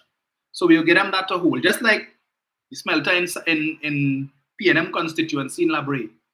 When they shut it down, and as soon as she became prime minister, shut it down and told the people of Labray, don't worry.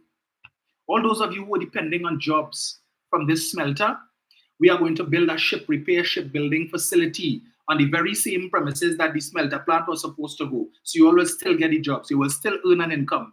Have no fear. Kamla is here. Where is shipbuilding facility? Where is ship repair facility? 5 years, 3 months, and 14 days she was prime minister. Built absolutely nothing. But like the PNM's promises never materialize. And the PNM does lie and it does make empty promises. But all these promises that you made to PNM children never materialized. Right? Never materialized. And you wonder why you see what happened today happened. Instead of building the shipbuilding facility and instead of helping these at-risk youth, these PNM children, you bring a state of emergency to lock up PNM children, thousands of PNM children. Whether they're innocent or they're guilty, they didn't know about presumption of innocence then. They didn't know about bail then. Spent 300 and something million to acquire a whole warehouse in Santa Rosa to lock up PNM children. Cyril children. Yeah? According to your AG, lock them up and we will find the evidence later. That 300 and something million that all you pay for that whole warehouse that was offered to Jack Warner for 17 million. You know how much things you all could have done with that 300 and some odd million to help PNM children? You know how many things you could have done? Like what Keith Rowley and the PNM have done. Invest in homestead program, right? Where it is, they get in money, they get in training, they get in house. Technical support to start a business. They own business. That is what Keith Rowley doing with the money. Not building prison to lock up PNM children for being truant. To lock up PNM children because it's only PNM children that commit crimes. That 300 and something million just for that one correctional facility could have done the amount of things you could have done with that money. Even if you had gone into the community and given it to them, you could have helped them. You would have done far more. But you lock up innocent, guilty, we ain't care. Lock them up. Who hard work, you ain't care. That when they come out, that if you keep them inside for 2 weeks, 3 weeks, a month, and when they come out, they have no job. We expected them to go and do. When they lost their work because you give instructions, lock them up and find the evidence later. So they're walking down the street and they fit the description. They throw them in the back of the van and carry them. The family, you know where they're going at? Hey, you don't hear they just lock up so and so? Right. Family to support. So he in the lockup. How the children eating? How the wife buying Pampers and milk? When she depended on him because he's the sole breadwinner. How? When he working on a construction site and he working getting money every day or every week as the case may be, and you pick him up and throw him in the Maria and carry him down. He's surrounded inside there and he vexed because he can't talk to his family, so he don't know how his children eating, how they going to school, how milk buying, how Pampers buying, nothing. Because he inside. Right? He inside. So what do you think had to happen? His woman now had to depend on, because the next man who ain't get locked up and he come in and long time he watching the girl. Yeah, I go help you out and over here, you had to pass a little something. Right. What do you expect to happen? What do you expect to happen? She looking for help. But help comes with conditions because the man locked up inside all the time he working hard, you know. Working the straight and narrow, working hard. In the hot sun every day. Joe pulling line and putting up blocks, mixing cement, other works, so that he can make money to support his family. You bring a state of emergency and only lock up PNM children. And then you wonder why thing is the way it is today. Because when he come outside now and he can't get work and he hear because the girl was with this one. And he vexed and he want to take revenge. And he decided, you see me? I was walking the straight and narrow and look what happened. To hell with that. Let me go and look for it. I go and look for it. Right? Come an easy target. Really, so and so recruited, no. So and so recruited. Put a gun in his hand, and that's the end of that. Because he has power in his hand now. He doesn't have economic power. He don't have political power. But you know what? He has the power to be able to take your goals. He could command respect that politicians can't cannot command, and he can command respect that the 1% can't command. Because he could kill with impunity. After the first kill, that's it. And it feel good, hey, could do it again. And the money that he making from that gun bring in, you know how much blocks he had to put down? You know how much line he had to pull? How much cement he had to mix to make that money? That gun could probably bring him in 1 day or 2 days. Why the hell he would want to go back to a life of walking the straight and narrow? Because I tried that and it didn't work, and the government, they locked me up. I didn't do nothing. Because as far as they see, I am a child of the PNM, a product of the PNM, and therefore nothing good could come from me. So lock me up. Lock up my brother. Lock up my cousin and everybody. And all are we on the inside?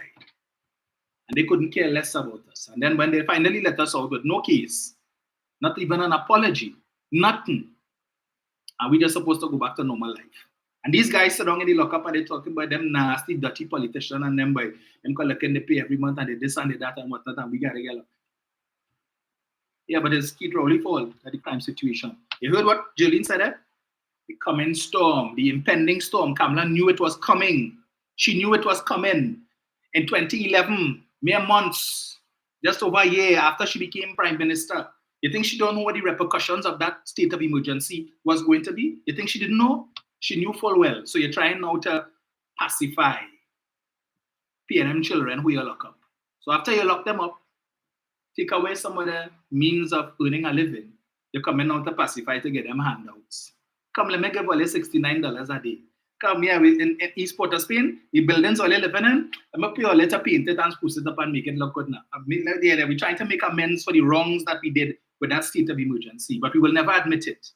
Yeah, and then say, look, all you up and we go find the evidence later. And then say, jail and make the right thing. And you also all you had to go into remand and so on and endure those conditions. But yeah, oh gosh, all you know is don't get vexed with me now. Don't get vexed. And what did you give us compensation? Color me orange. Yeah? Life sport. Come, all you get $1,800 a month. You get $2,000 a month. You just had a sign for it.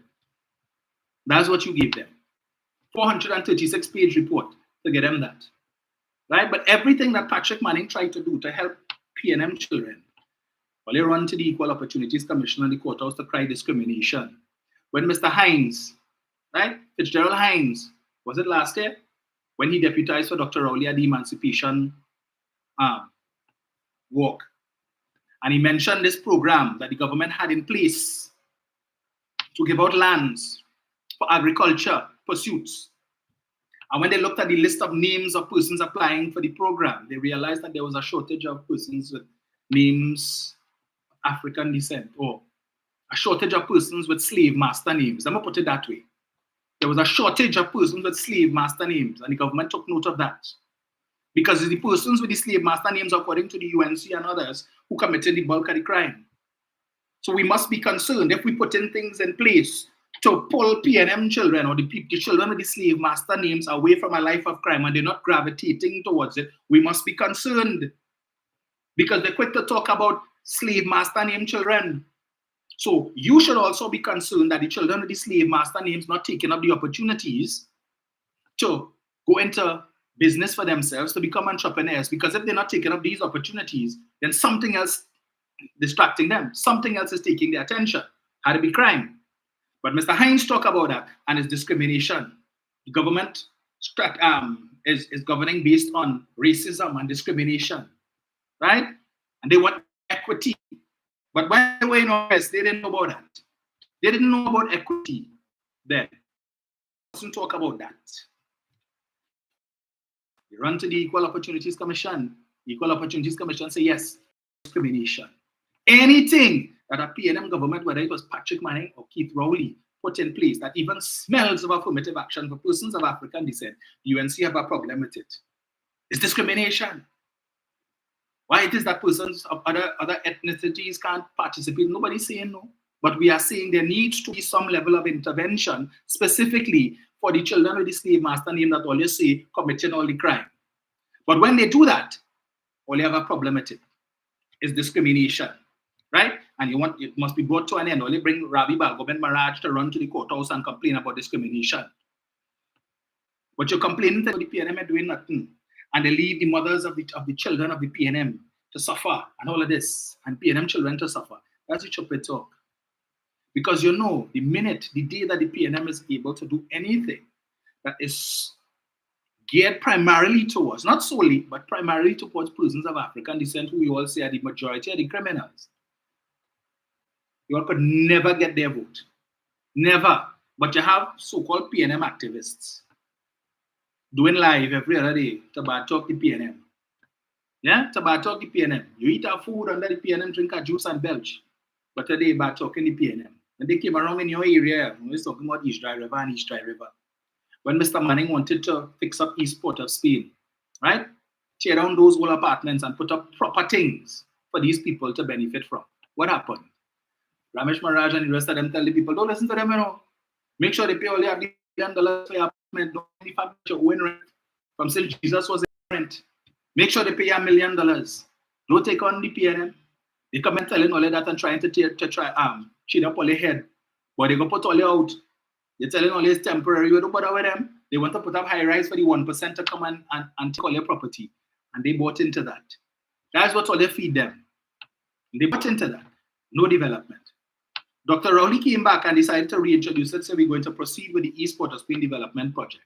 And then Roberts come, oh, he have report and thing and this and whatnot, I think. This is to stretch all the way to, I think, Pashley Street, going up on that side. Yeah, they come in to take all your land. They want to take all your property and pay all your peppercorn for it. And then they go in and sell it to the 1%. They always come in with this dotish 1% talk because they know anytime you mention 1%, yeah, you'll get buy-in. PNM children will buy into that. That chopped 1% talk. So no development must take place. And meantime, so when they come with that talk and resistance and the government back off, nothing for them. So that they could continue to come and say, see, the PNM don't care about black people. And the PNM don't care about poor people. And the PNM don't care about their own. And look, well, nothing for Lavantil. They built 2 swimming pools in Lavantil. And Mova, they have problems with that. Who get the contract and how much money spent on the contract? That's the only concern. No? But the government mustn't do nothing for Lavantil. They paying the tanks the other day, I'm sure 8 persons from the area would have gotten work. They have a problem with that too. Right? They have a problem with that. Anything happening in the PNM constituencies, swimming pool in Maloney, swimming pool in Malabar, they have a problem with that. Oh, the only building thing in PNM constituencies. Well, let's say the PNM constituencies have the most amount of crime and the most amount of poverty. So what are they complaining for? Why are you all complaining? You're saying that that is the cause of crime because nothing happening in PNM constituencies, but one thing happening, all you vex. All you have a problem with that. I'm wondering why it is the crime situation is the way that it is. But according to Jolene, it's only the black boys. Where again they gone from? Is the black boys important to Jolene? Yeah, the black boys have international links to be able to bring in those guns. The black boys paying the crooked customs officers and so on who are allowing certain contraband to pass. Is the black boys doing that? Yeah. The black boys, they pocket deep. They have connections to be able to bring in shipments of high-powered guns. There's them. It's the black boys' problem. Forget who it is bringing in the guns, because apparently the black boys doing that too. The slave master names, the people with the slave master names, they're bringing in that too. Yeah, they're bringing in that. Let's not look at that. So the drugs coming in, is the black boys doing that too. And yeah, they have the capacity and the wherewithal to do that. Yeah. Yeah, Jolene. That's what your 436-page report told you, right? Yeah. They're the ones bringing in these shipments. For what? All this ammunition and so on. You hear how much bullets pelt on that highway the other day? When you watch those videos? Watching on the news last night, murder in Tobago. While the police on the crime scene, you're hearing gunshots. And the police just stand up the normal. No concern. I didn't see any police officers looking to run for cover. They just stand up on concern, wherever is wherever. And gunshots ringing out while they're there on the crime scene. In the vicinity of the crime scene. And I think there's just one more little thing I wanted. No, forget it. Forget that. Right? But that was Jolene John. That is her position. The only good thing she said there was that it is not a one-man show, contrary to what Gary the Great would have you believe. That Keith Rowley is supposed to have, or that he, Gary, could solve the crime situation, the crime problem in this country. So just put him back. Never mind the fact that a lot of the people that he recruited to be a part of the apparatus in the police service, to run an efficient police service, are today before the courts. Christian Chandler, who was the head of the legal department in the TTPS, he is before the courts. Remember when they raided his yacht? They get money, well, I mean, not question that, man. Wherever he get the money from to buy the yacht, right? But when the yacht was raided, remember he was found with an illegal firearm, right? A firearm for which he had no firearm user's license. High-powered rifle. Remember that? Sergeant, what is his name? Mark Hernandez, also before the courts. That was another one of Gary's favorite boys. And how many others who are before the court today? We see the kind of hiring that took place of civilians while Mr. Griffith was the commissioner of police. Money that should have been spent on the officers themselves. Monies that should have been spent on the officers themselves. You recruit a whole set of civilians and get them positions, which McDonald Jacob, a lot of which Mr. Jacob got rid of because he didn't see that these positions were adding any value to the TTPS. But all that was part of the budget, right? The billions that the TTPS gets every year. Who is responsible for deciding what should be purchased and where that money should be spent on? When Gary Griffith came in, he told us the overtime bill, $500 million a year in overtime. And he cracked down on that. And he was able to bring it down to about $200 and something million. But he told us about junior officers who were collecting all kind of $50,000 and $60,000 a month in salary, and senior officers signing off on overtime, bogus overtime, is Gary, right? And they get a cut.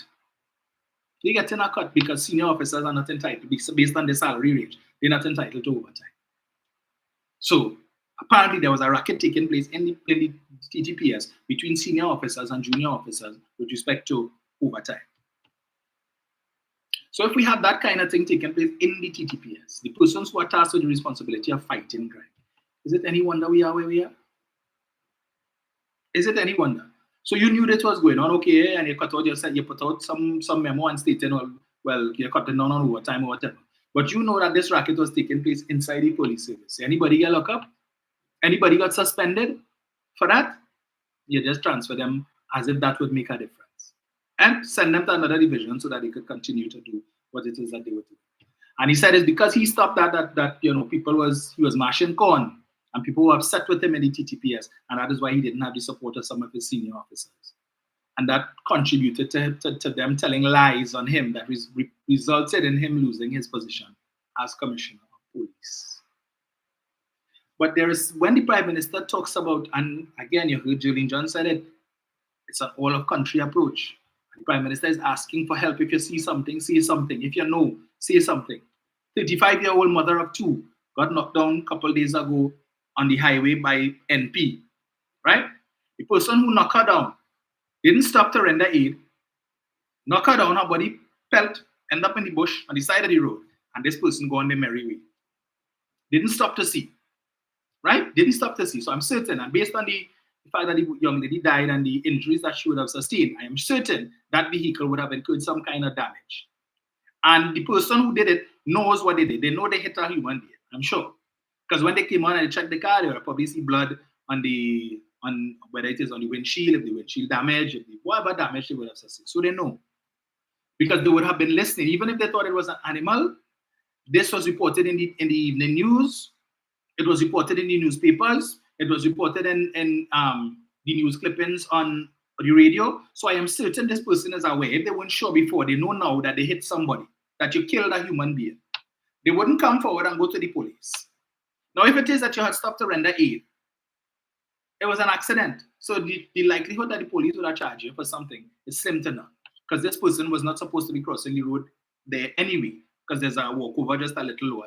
So she took a chance, unfortunately, and she got knocked down. There's no reason for the police to believe that there was any malice or ill intent. It's an accident. These things happen. So if you had stopped to render aid, maybe, we don't know how long she was at the side of the road there. Perhaps if you had called the paramedics, they came in time, they might have been able to save her life. Today, her two children are without a parent, right? And when the police is no close, well, they said they found a license plate close to her body, but they don't know if that license plate belongs to the vehicle that hit her, or if it is that is a license plate that may have been there before from some other accident. But I suppose they will look into it. But the person who did it, you know you committed a crime. It's a crime now because it's hit and run. You didn't stop to render aid and you left. You realize your vehicle damage, right? You probably took your vehicle to a straightener painter because you want to remove any evidence of your wrongdoing in case the police should identify and come and check with you, see your car go. I'm sure the straightener painter, if he's with his salt and is accustomed seeing them, will probably ask you, how that happened? And based on the story that you give, he should be able to determine that lining up, based on the kind of damage that I see in that story, that person gave lining up, something wrong. And you hear the accident on the highway. Just recently, this person coming a day or two after this accident happened. You put two and two together and say, I wonder, boy, especially if it is, let's say, the license plate missing. Yeah, I wonder, boy. But you know what? At the end of the day, it's a job. I ain't no police. It's not for me to find out. So wherever I get paid, I fix the car and I call that judge. Once they don't call up my name in case the police find out and think whatever. If that is in fact what happened, and the police catch whoever it is did that, and the person did go to a straightener painter and fix the car in an attempt to cover up the wrongdoing, they need to inquire from that person who is the straightener painter who did that and lock them up too. All that is crime. Aiding and abetting. You are a criminal too, because you fix damage that may have been part of evidence in a crime. And because you get work and you just want money, you have nothing to say. That's what the Prime Minister is saying. If you see something, you suspect something, say something. I am sure the family members of the person who knocked down this woman and killed her probably noticed a change in the demeanor of this family member. They must have seen the damage on the vehicle and went, oh, how that happened? What went on there? You hit a dog? Okay. Hit a dog, right? And that's the story. But you realize the mood changed, they're quiet, they're looking a little uneasy. And you read in the newspaper, or you see or hear on the news, a woman got knocked down by an NP, right? You know the time? Yeah, an approximate time, but I know this person was out at that time. So, but are your family, so you ain't going and say nothing. Even if you suspect they committed the crime, you ain't saying nothing. But the only criminals is the PNM children with slave master names. It's only them. Them who shoot 10 people, that's the only criminals. So this person who knocked down this mother of two and left her children, because I understand the father of the children is also deceased. So they have no parents. They're orphans. You have no problem with that. This too shall pass. That is not crime. Nah, that is not a crime. Be good. We're only concerned about them who are gun and shooting people. That's what we're concerned about. But I just want to come back to Julian quickly to remind her that when you say that the reason why these guys committing the crimes that they committed is only because they aren't afraid to die, because they live for 20 years and they figure that they've already seen the coming of the Lord, and so they're prepared to die any day. It's not only that, Julie. They're not afraid to die, possibly, some of them, but they're no longer afraid to be apprehended by the police for committing murder, because thanks to all you, they won't get bail and come out within days, Julie. And they're free to go back and do the same things that they were doing before. So if the gun that the police catch them, the police take a gun, they go back and they get another one, because they know where it have. So that they could continue their life of crime and continue to kill people, continue to take ghosts and more ghosts, because when they offended, look, Sergeant Alexander is not Sergeant, sorry. Superintendent Alexander, I think is his rank. When the 4 young men were killed in Belmont the other day on Beyond the Team, he said that that incident came about because of some altercation on Arapita Avenue. Somebody offended somebody, and somebody didn't like how somebody talked to them. You know who is me? You know who is me? And because the individuals didn't know who he was, they decided to probably exchange words, and he decided to show them who he is. He decided to show them who he is, since they didn't know. He wanted to acquaint them with who he is. And that acquaintance was very short. Very short. Right? He showed them who he was through the use of guns. Today, they are now deceased. And this person, I don't think the police have arrested anybody in that matter. It's still out there. Still out there. Well, I want to somewhat commend the police service, because since the incident a couple of days ago on the highway, I noticed now they've had patrol cars, one, but I may not say where it is, for the sake of. But I noticed patrol cars now in certain spots on the highway, which should have been there before. And perhaps if they were there before, when this incident happened last week, we might have had a greater chance of these men being apprehended, because there would have been police cars and within close proximity that could have responded and intercepted these guys before they made a hasty getaway. But even if the police had caught them, it wouldn't have made much of a difference, because by now they would have been out on bail. Right? They would have been out on bail. Thanks to who? Jayanti, Anand, and others from the UNC camp. But the supporters wouldn't talk that, you know. Out of shame, they will come and defend that foolishness and talk about, well, what if they're innocent? And what if they're innocent? Really? But when it come home, when the crime reach home and in front of the doorstep, and it happened to them and a family member of theirs is killed, and the person is apprehended by the police, you feel they're talking presumption of innocence? What if he's innocent? No. They want the police, they want him here to dead. They want him locked up. Yes, because it happened to you, but other people, presumption of innocence. Well, I want to ask Jayanti a question. Since you're about presumption of innocence, right, Jayanti, and you're concerned about single-parent homes. If a man is accused of raping a child, right, would you hire him, Jayanti, to drop your daughter to school? Would you operate on the presumption of innocence? Say, well, you know, I'm an attorney and I support presumption of innocence. He could be innocent. You would hire him with a charge against his name for pedophilia, for raping a child, Jayanti. Would you hire him to drop your daughter to school? I think not. If a man is charged with murder for that occurred through a home invasion, Jayanti, would you hire him as your yard boy? You're leaving the property to cut the lawn and not while you run to the grocery, Jayanti, that? Probably not. But you see all your blasted hypocrites from that party. It's convenient, but we see through all like white and rice. And when the supporters of your party don't want to give all the blame, all they support the sunset clause. No bail for 120 days. It was good law when you all were there and you passed it. But come now, under the PNM, you can't support it, because if you support it and some of these men who committed these crimes get locked up for gun-related charges, it could help the PNM to deal with the crime fight. When Gary Griffith was commissioner of police and he come and he held that press conference with 3 different kind of bullets and hold it up and show you. This is the kind of ammunition that these criminals use. Remember that press conference? And he said, how much years ago? It was 5 years ago or 6 years ago, whatever it is. He said the opposition now, then government, had a problem with these bullets. They had a problem with these bullets and the criminals having these bullets. And that is why they passed the law to deny bail for 120 days. And he said, but today, now that they're in opposition, they're singing a different tune.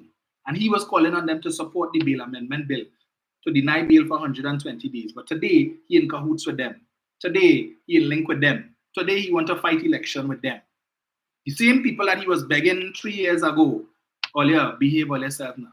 Come now, man. We need all your assistance. You need to pass this bill so that we can lock up these guys. Look at this type of armor-piercing bullets. This is Gary Griffith telling them that.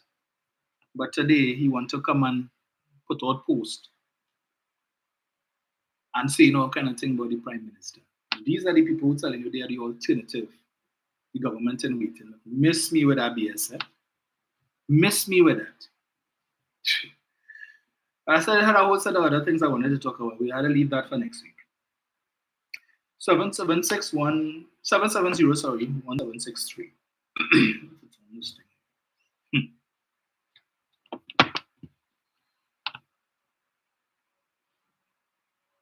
Really in trouble, yes? Really in trouble.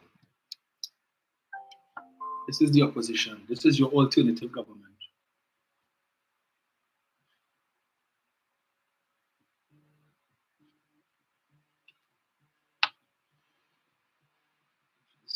Give me 1 sec here. Right.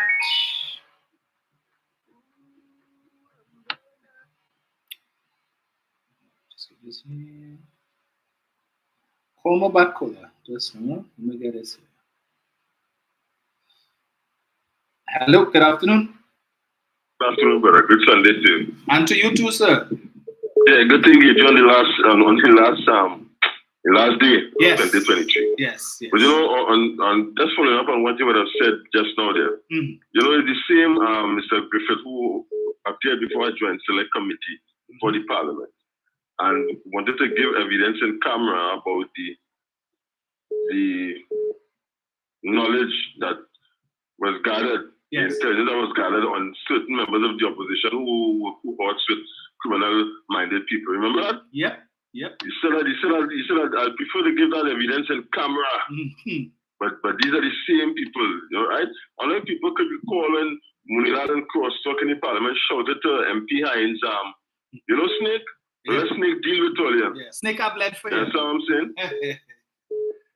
Yeah, but you know, it's a tragedy what happened on the highway with Mr. Sahadio and so on. It's a tragedy. Yes. But I'm saying, Dom, as you rightly say, you see, we are reaching critical mass, and the critical mass we are reaching this, and this one members of the public who understand which rights you prefer to be curtailed. The rights of these criminal-minded people, because our rights are already curtailed already. I'm sure in your circle, many people have said, listen, boy, I don't do this, I don't do that, I don't be out certain hours and so on. Yep. So we are already living under a state of self-imposed curfew. The vast majority of us. You understand?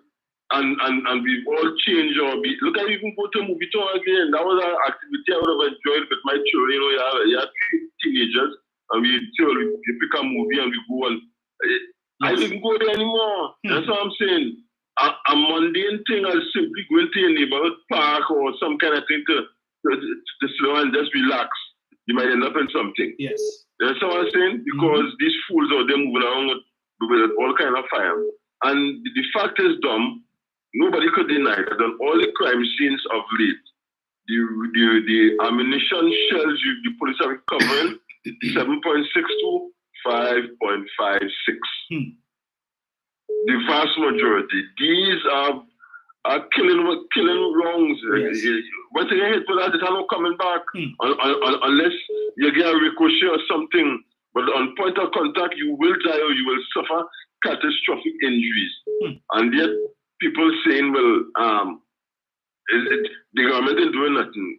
Doing what? The government has done all they could do, particularly in the last 5 years or so, in terms of bringing anti-crime legislation. Yep. And it is these people in the opposition, like they identify who are hamstringing the whole thing. They don't want that.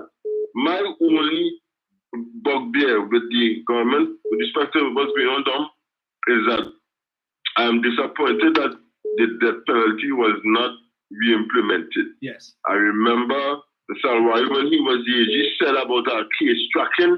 He will track all the matters of people on death row and so on, go through to a fine tooth comb and look at who have matters before the Human Rights Commission and so on, who fall within the Pratt and Morgan guidelines and deal with them. And that is my thing, because I'm saying, you know, people often talk about, well, I've been to the Middle East, I've been to Dubai, I've been to Singapore, Malaysia, Indonesia, and so on. And these places have no crime. Why they have no crime? Because the governments there have the support of the people that take certain actions. Right now, this is not about liking the PNM or liking Dr. Rowley. This is about seeing that the country is going. I mean, if you want to march around the savannah, march to the opposition leader office and demand, but nobody does that. Right? Go to all these opposition MPs' offices and picket them. Go to their homes and picket them. The same way as solution and they say to picket the Prime Minister's house and Mr. Imbu's house and Mr. Hines' house. Go there and picket them. Because the problem with crime here lies at their feet. As long as they don't support what the government is trying to do, listen, I am quite prepared to give up some of my rights under 4, 5, and 6 of the Constitution if it will bring peace to the country. And these fools running around with all these weapons and gallivanting in the Trinidad videos, this is who have us under siege. These are people who are not going to buy into the program that the government have said they're done. They're not going to know homestead program. They're not going to know any other thing. They're not going there, right? And we have to cauterize them from our nation. I'm sorry. I mean, my relatives and friends and relatives and children of friends who would be in that category. But we had to take the hard action. Otherwise, all of us will suffer, and the gains that we're trying to bring to the country economically for the rest of us, we will not realize them. So I just want to end on that note of this final day of 2023. It appears that the 600 mark they wanted may not take place. Yes. Whatever the final figures is an improvement from last year. It's not great, but it would be an improvement from last year. And I'm just saying that the government just has to tighten up on strategies and so on. Policing has to be more proactive and out of the box. Correct. Because that's how these fellas playing. All right, you have the rules and regulations and the laws to go by, but we need out of the box strategy. We have to use more of the laws that we have. People can't be on remand and calling shot and being millionaires and so on. And I'm just hoping that early in the new year that this lady who was kidnapped will be returned home to her family safely. And whatever happens to the perpetrators, so be it. I'm quite comfortable if they are the victims of extrajudicial killing. I'm sorry. That's the stage I reached them. Yes. I had no sympathy for none of them fellas for no excuse. I'm sorry, because it could be me or you or my children or my relatives. Correct. Right? As I say, I have no fear of my own personal safety. I take my precaution as best as I could, but I am aware I also could become a victim of crime. But I am not going to be called and not enjoy the space of my island, my country, my 2 islands, as I would want to. I'm not giving them that satisfaction. Yep. And I would urge all of my other fellow citizens, yourself included, to have that same mindset. We're not being fatalistic, but we're recognizing that we have to take a stand and say enough is enough. I'm not going to be cowed by fear. To quote the late Franklin Delano Roosevelt, we have nothing to fear except fear itself, and that is my position going forward. All the best, sir. I hope that the fireworks may not be too stressing for the elderly among us and those who love pets. Yes. I detest it as well, but say what? Unless a total ban on sales comes in force, that is when I could see changes. And we are not alone, because I saw a story where in Europe, places like Holland and Germany, France, they're expecting a backlash because of people looking to utilize fireworks, even though they are banned in several of those European countries about setting off fireworks, just as we have here. Right? Yes. So take care, my brother. It was a pleasure over the year, and I hope to engage you more as the coming year comes, and we know from 2024, we have a fight on our hands. Correct. And we have a nation to resurrect and protect. Indeed. Take care, my brother. Thank you, sir.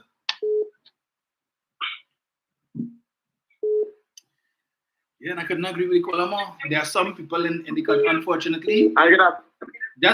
Eric, just one sec. Some of these guys, Homestead can help them. None of the programs they're not interested in that. Because I said before, what they could get in one day with the use of this gun that they have in their hand, Homestead and stuff could never get them. Yes, Eric. Yes, good afternoon to you, my brother. Greetings. Good afternoon to all the debunkers and the viewers of this program.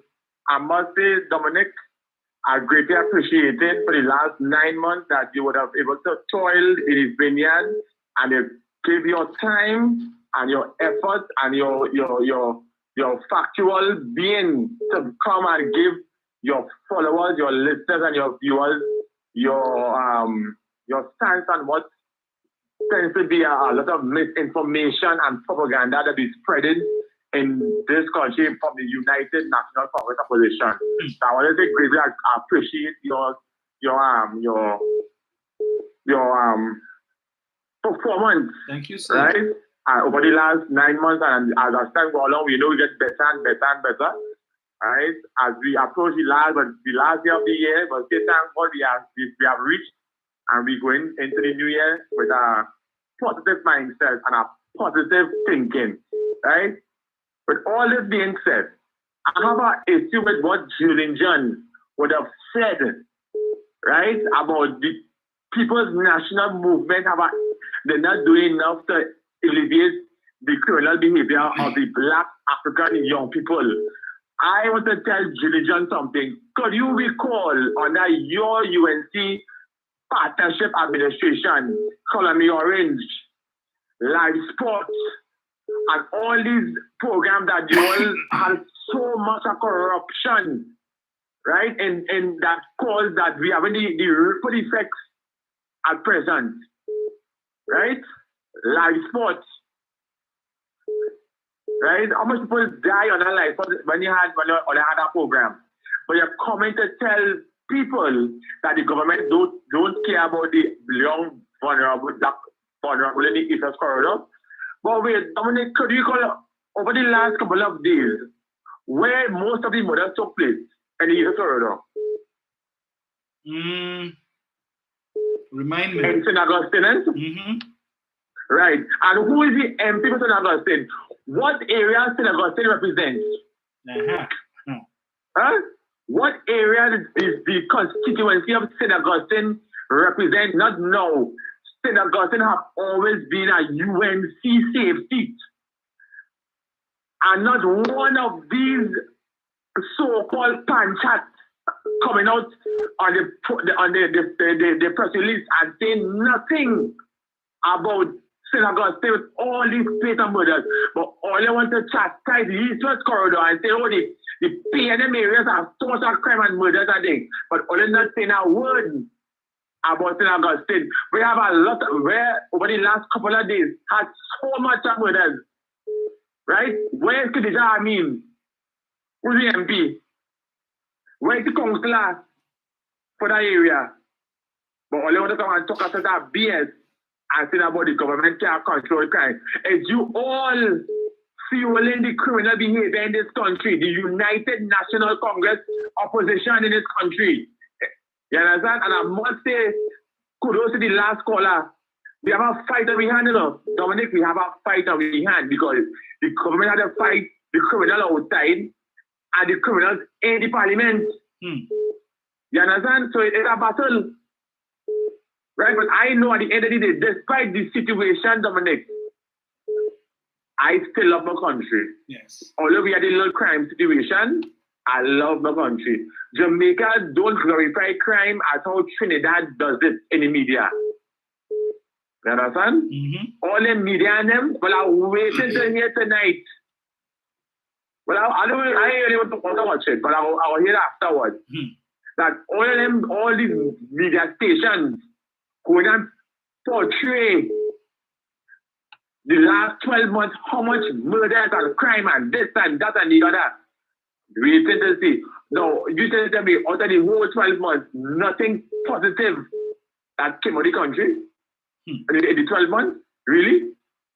But we will wait and we will see. That is why I want people to join this evening on the bunking, where we will discuss and we will reveal all these mishaps from March this year until December. And we will decide who is who and let the chips fall where they may. Dominic, I want to take this opportunity to wish you and yours a happy new year. Thanks again for all what you have done for the last couple of weeks and the month. And all the listeners and viewers, all the best of 2024, and let us march in with a positive mindset and we will take things forward from there. Good program, Dominic. Loud and listening. Thank you, sir. Hello. Good. Boy, come back. November 15, 2013, Hoop of Life under scrutiny. The much touted Hoop of Life basketball program, which he said has cost the People's Partnership over $70 million in less than 2 years, is to be reviewed, National Security Minister Gary Griffith said yesterday. The others to face similar scrutiny are the Mentorship Program and the Citizen Security Program. The latter is being funded jointly by the Trinidad and Tobago government and the IDB. Griffith said while the ministry was focusing more on policing and law enforcement measures, it was going to look at all the social programs which fell under his portfolio so as to ensure maximum benefits to target groups. He said at the end of the day, there must be value for money. So is he implying Hoop of Life 70 million wasn't value for money? He said an assessment of all the social programs will be done so as to see how they could be improved. And the Hoop of Life is not just about a basketball game for 48 minutes, but we must also ask what happens in the 49th minute. This is Gary Griffith saying that. Gary Griffith saying that. Jenny. I'm Nick. Hi. Shirley John, and they does remind me there's something in when you studied criminology, and they would tell you that sometimes the people who are very helpful in a crime scene is the people who really commit the crime. So they say, like, a person arson is burned down a building, but they're right there on the scene, yes, watching what's going on. They might even give tips to the police. They're right there on a crime scene, they're there. They're giving advice, they're giving help and all that. That's how Jolene John and they just come to me, because Jolene John and them could never be serious about talking about crime in this country when her name was implicated in criminal activities. When she's allegedly before the court for alleged criminal, white-collar criminal activities. When the UNC has been implicated by allegation made by Dr. Deva Maraj that there's human trafficking in the UNC. He fly from Canada and come here to do a notarized statement about the fact. They can't tell us nothing about crime. When you look at the front bench, David Lee is before the court on $1 million bail, again for white-collar crime. So it is as if they're separating white-collar crime from the street crime and making people believe that that is something totally out of it, where they're not letting people know that white-collar crime helps fuel the street crime. And it's even worse than the street crime, because we don't see the street crime. We doesn't really see sometimes the white-collar crime that's licking up people's lives, and families, I want to say again, Julian Joel, and they have no authority, no moral authority for the UNC to talk about young people, African people in crime. The UNC has a history of closing down all the youth camps. Under Panda, they closed down Tobago youth camp, that was for boys. Chaguaramas youth camp, that was for boys. And in 2010, they closed down El Dorado Girls Youth Camp, the largest youth camp in the Caribbean and Trinidad and Tobago. Could have housed about 250 girls. 2 years residentials, they were taught a trade, life skills. The army was there to help them in terms of preparing themselves. They were able to go to evening classes in the secondary schools and do the CXC and GC programs. So they can't tell us about crime, because 2010 to now, you know how many girls could have used the youth camp? In Tobago, when they closed down the boys' camp, you know how boys could have been using that boys' camp, getting a trade, or down in Chaguaramas? All that fuel and help crime too. Because those were children who were given problems in school, who didn't pass common entrance, who were at risk, and were brought into that space by a PNM government who developed those programs where they were learned and taught discipline, because children learn by examples, and I'll comment to that. So the examples that were taught in the youth camps by the trade instructors, the camp directors, the cooks, the cleaners, the army personnel, came out of that. And when you check, a lot of them working there in the army, in the police, they are professionals all over in this country, and tell you what youth camp they came from. And so happy that they went to a youth camp. Julian John, what all they did is a crime against the African youth in the East-West corridor by closing on the youth camp, because the youth camp, I work in the youth camp, 90% was African people, children. So who would have suffered when they closed down?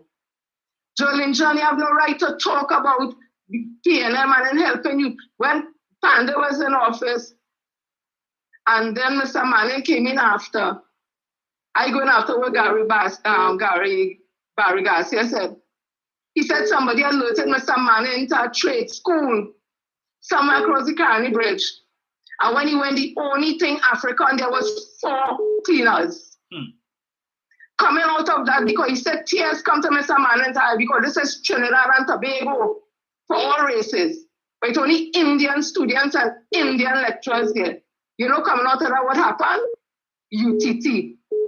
And when UTT was formed and it had the professionals like Brian Lara and others, to help and train people. When UNC come in to fire all of them.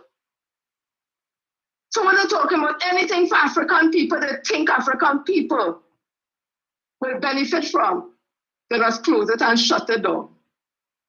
And then turn around now to play savior. It's like when they lock up 7,000 African youths in the East-West corridor and say, lock them up. You go find things to charge them after. And then when after they come out of office, the same attorney general, but the same law he make, come back now to help them same youths and them, who plenty of them lost their work, who plenty of them, as you say, was sitting down in them detention center and hate brewing in them from what happened to them. You come back now to make savior to them. Children learn by example and what they see. And the UNC has no examples, no good example for no child in this country to follow. And lastly, Kamla Prasad Bisesa, Jayanti et al. Take blame for what happened on the highway and that happened in this country. Because Kamla Prasad Bisesa stood on a platform and said, light up the matic, knock it, pull it back, and light it again, and light it again, and light it again. And she told about Trinidad music because she had to talk the talk of the young people. So it's light up the matic. Who is to blame? Giant and I went to court to let murderers be able to have the ability to get bail. And one of them come out and nearly killed Mr. and Mrs. Prasad. Yeah, he was a mastermind behind home invasion. The crime in this country, 99% of that, me as my opinion, I put it on the UNC. They have never been democratic. They have never been about nationals. They have never been patriotic. It's always about friends and family and kickback and contract when they're in office. Nothing but good legislation, nothing but good rules. And I could prove it based on evidence that is out there. It's easy to pull it together and see for yourself. So I want to say at the end of the day, you right, I ain't even going to write thinking to that, you know, patriotic people, people who believe in this country, people who listen to the words of the anthem, not put it in a calypso to papi show and mock, but listen to the word of the anthem, believe in that. I know every creed and race in this country find an equal place. And we have to work together, all races, to build this. And the few recalcitrant minorities that it has, we have to reject them and we say good will always overcome evil. And we'll have to, for the sake of our children, our Indian children, our African children, Chinese, Syrian, all the children and them. We have a job to do. It's up to us. We can't wait on nobody else. So I end by saying, Happy New Year to you, Dominic, for 2024. Health, strength, long life. You are a person who have a lot of work to do. I don't know your future. I am not God, but I have my intuition. I see you have a space in this place to bring good to our nation, our society. We need you. Continue with what you're doing. And even if sometimes you feel frustrated and down because it's a thankless job, I want you to think about the lives that you will be changing and the information that you'll be given to help change the lives. And to all the other warriors, whether on social media or keyboard warriors, or just listening to the information and carrying it back, the proper information, I want to wish you all also Happy New Year. Blessed season to you all and your family. And all of us have to work in the interest of this country. And lastly, Happy New Year to our transformational leader, Dr. Christopher Rowley, and his whole cabinet. Minister Hines, I know he's under a lot of pressure. Our minister, my minister, member of parliament, Minister Stuart Young, for his human service when it comes to the energy sector and what we've seen happening. And we are never to allow the UNC to come back into office to reap havoc on the good work that has been put in place that will mine our children and generations to come based on the work of the People's National Movement. Thank you, Dan. Thank you, Jen. What's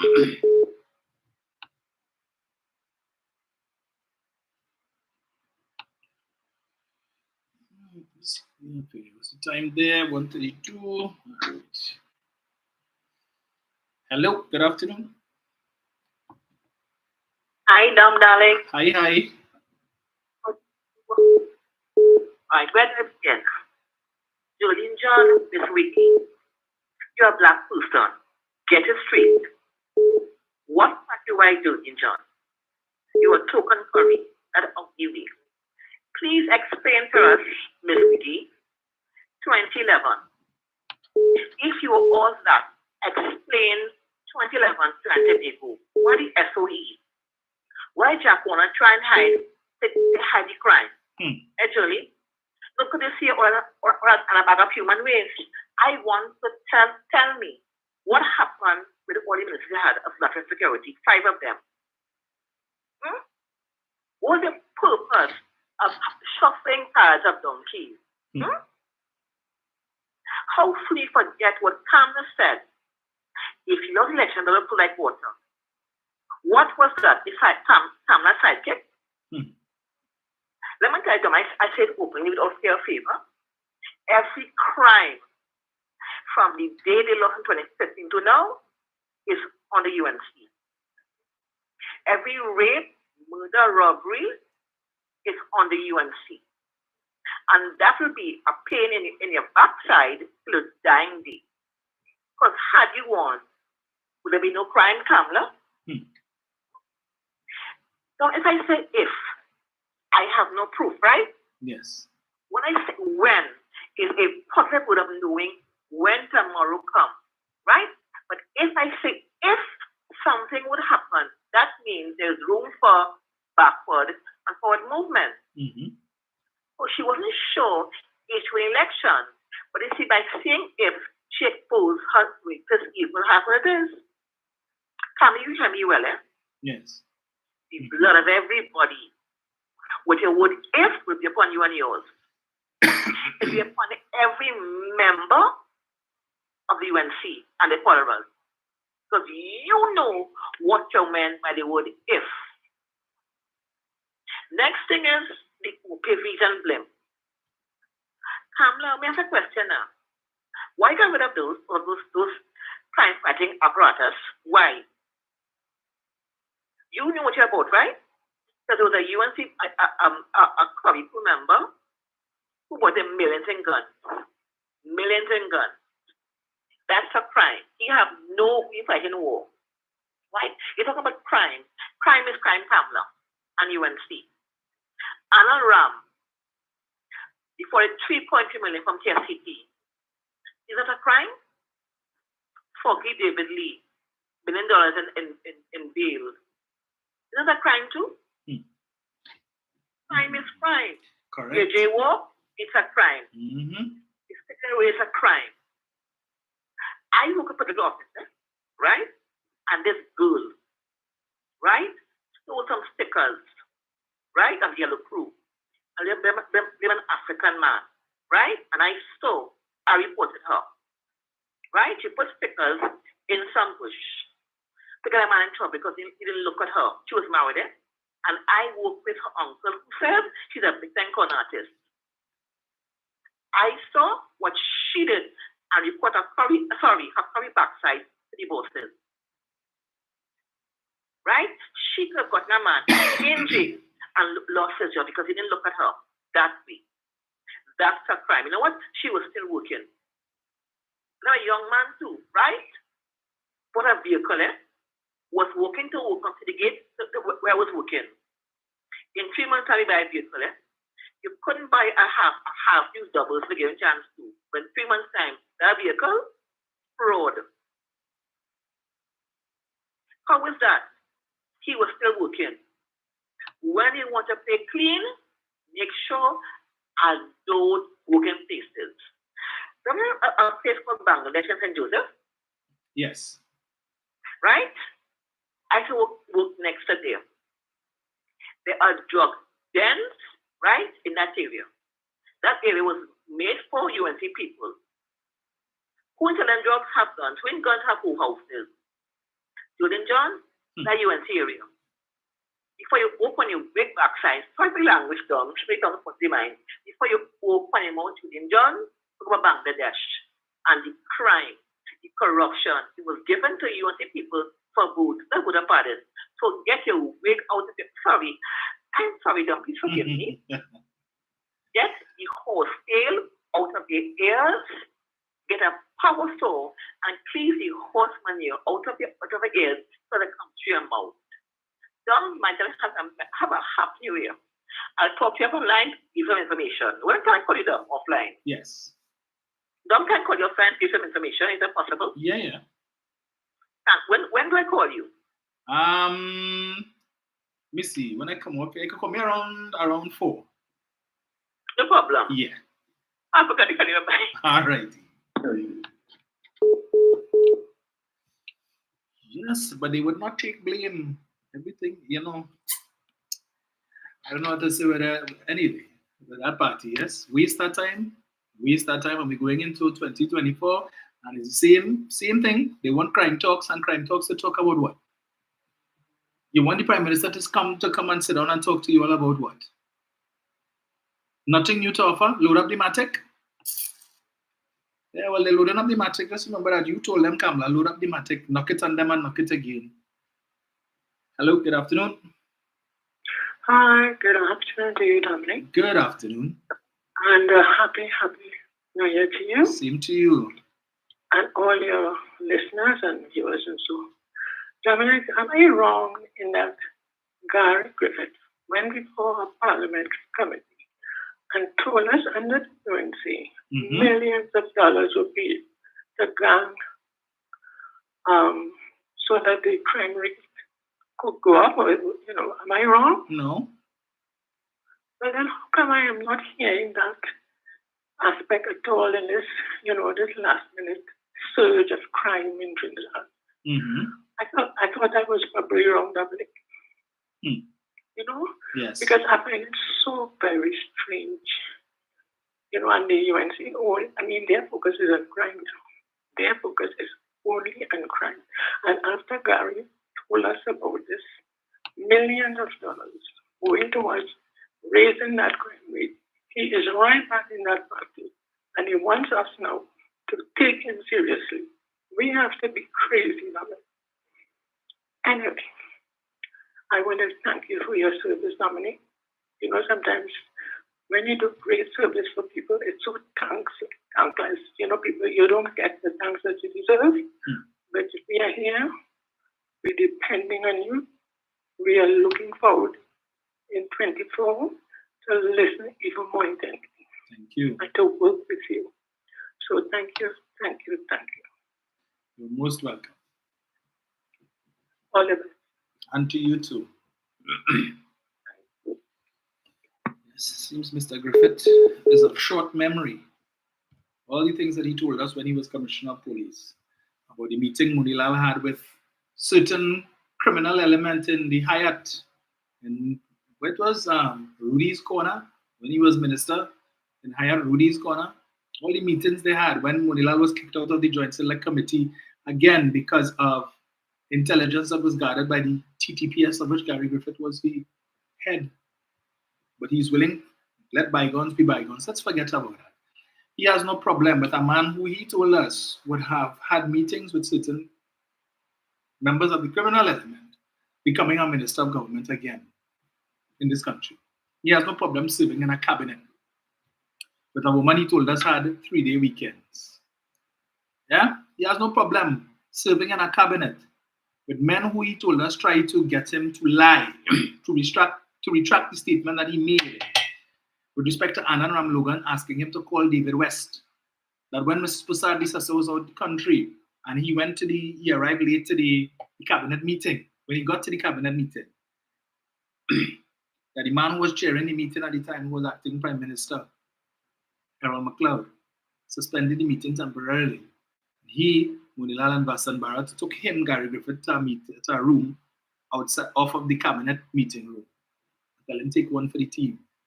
Take one for the team now. This could embarrass the government and could cost us the election. Right? And that is an attempt to pervert that is perverting the course of justice, witness tampering. These 3 men should have been before the court today. These 3 men should have been the subject of a police investigation. Gary Griffith, told us that. But when he became commissioner of police, why he didn't pursue that investigation? Since you have empirical data, you made the claim. You were the commissioner of police. What you did to follow up on that, to ensure that these 3 men who committed at least 2 crimes, witness tampering and attempting to pervert the course and misbehavior in public office, you told us that they did that. And when you became commissioner of police, you did absolutely nothing to bring them to justice for that crime that they committed. Nothing.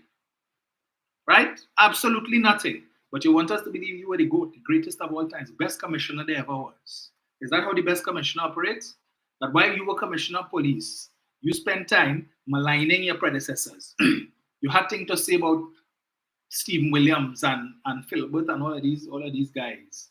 And today, as an ex-commissioner, you're maligning your successor, Ulla Christopher, rather than to give her that support.